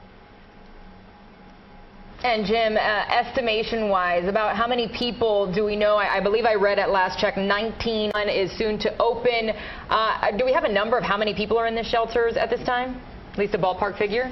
Ballpark figure about 13,000 people in Broward County in shelters, and when you consider 1,000 Broward residents live in the evacuation zones, still, that leaves a lot of space for other people who still may need shelter space. Hopefully they have found family and friends away from the evacuation zone so they don't need shelter space, but that's the number we've got, about 13,000 people right now taking advantage of the shelters, and again, more space will be needed. One of the problems they ran into up here, quite honestly, guys, is that thought that more people could fit into these shelters, but when an assessment was done, they realized because these are schools and because of desks and others contributed to some of the problems we're having now. All right, Jim Barry live for us at the Broward County Emergency Operations Center. You mentioned that you're expecting an update soon, so we look forward to that, and we'll check in just a little bit. Good problem to have, because that means that people actually listened to what they were told to do, and they found shelter, and they went to a place that would be safe. Now, the issue is when you're not ready for that many people, now you're scrambling to try to open up extra shelters, or shelters that can accommodate with special circumstances like having a pet. It's not just a matter of the building. There are a lot of schools in Broward County, all deemed worthy of being shelter, but you need the manpower, the staff. National Guard, I saw them at a lot of the entrances to shelters in Miami-Dade and Broward County. You've got the Red Cross volunteers. The governor has been pleading with people for the last few days to sign up to volunteer. This isn't just for the cleanup and the aftermath. This is right now. People are needed now. We've out as they get boarded up to help make sure their homes are safe, but there are other ways that you can help as well. If your home is safe and you do want to do that, that is certainly an option for you. We do have Joan Murray, I believe, at one of those shelters. So let's just get right to her while we're on the topic. Joan, what shelter are you at right now, and how's it looking? Well, I am at Parkside Elementary in Coral Springs. This other pet shelters have filled up quickly. So I was at the Emergency Operations Center just last night when the mayor announced a third place was opening, and that is where we are right now. And believe it or not, you can believe it, but it is already reached on short notice. Claudio, thank you for being with us and your patience. Tell me what it was. It's a challenge, definitely. You know, we came here and we have to start organize everything internally before we could open. Nevertheless, around 8:30 we opened, and we started registering people, pets. We have now about 50 pets of all kinds, dog, cats, birds, and we have about 450 people that otherwise there would have been. Is the cooperation that I got from the people that are finding here, not only the county employee, not only the support from county administration and the FESD department, but also and especially so. Broward Sheriff Office are tremendous job, great cooperation. The emergency services, excellent. 2 employees that were here from the school we found. I mean, it would not have happened without the help of everybody. When they say, how fast did you fill up? We didn't stop. I mean, it was one after the other. We finished the full registration, or everybody was in line. And we have a couple of people. They knock at the door. We are full. Really, there is not much room for anything or any pet. But no more room for any pet. No, I'm seeing two now that the little dog, the people with 2 little dogs that knock at the door. We squeeze them in, but really for pets, we had a couple that came after we finished everything, all the registration. We were able to find a space for them. But right now we are full for either way, for people and for pets. We have no more room. Were you surprised at the demand and this many people coming in as quickly as showed up? Well, we're already. I mean, the fact that there were already something like 14 shelters open, and then we had to open these additional shelters. Was obviously more, and how many people were really out there looking for shelter. So 6, 7 family members, and then they come with these dogs, cats, birds. I mean, I'm glad that we can offer help and we can offer shelter for them. And you have dogs and cats living together along with the birds. How do you manage to keep everybody happy and, you know, no conflict between the dogs and the cats? Well, I got to see that extremely cooperative. We haven't had any incident, but of course, that's what was on the challenge in creating a little bit and organizing the shelter at the beginning, and with the help also from people with no pets. So we kind of separate everybody, but you know, everybody's just getting along just fine. We haven't had any incidents, and those pets are great. But also, we have to send the message, if you have a pet, you're going to have to find another shelter. And I know the county is working on that right now. Yeah, well, all I can say, we are full here. Yeah. We are pretty full. But then again, you know, if we are full and we were able to accommodate even above the capacity that we are on the shelter, it's only because of the cooperation of all these people. They've been magnificent. We wouldn't have done it without the help of everybody, and I'm surrounded by great people. Okay. Thank you, Claudio, very much. We're also going to call a pet owner over here, Juliet Rubio. Juliet is one of the people who came to the shelter, and she is here with Hachi. That's one of my favorite names, and a Maltese. Great movie, named after the movie Hachi. So, Juliet, you came from Miramar, and you explained to me. So, you went to the first pet shelter that was open in Broward, Millennium Middle. What happened? It's full. When I go over there, it's full. I come back here, and my daughter check in the internet always. If that one is the first time, because I am here in the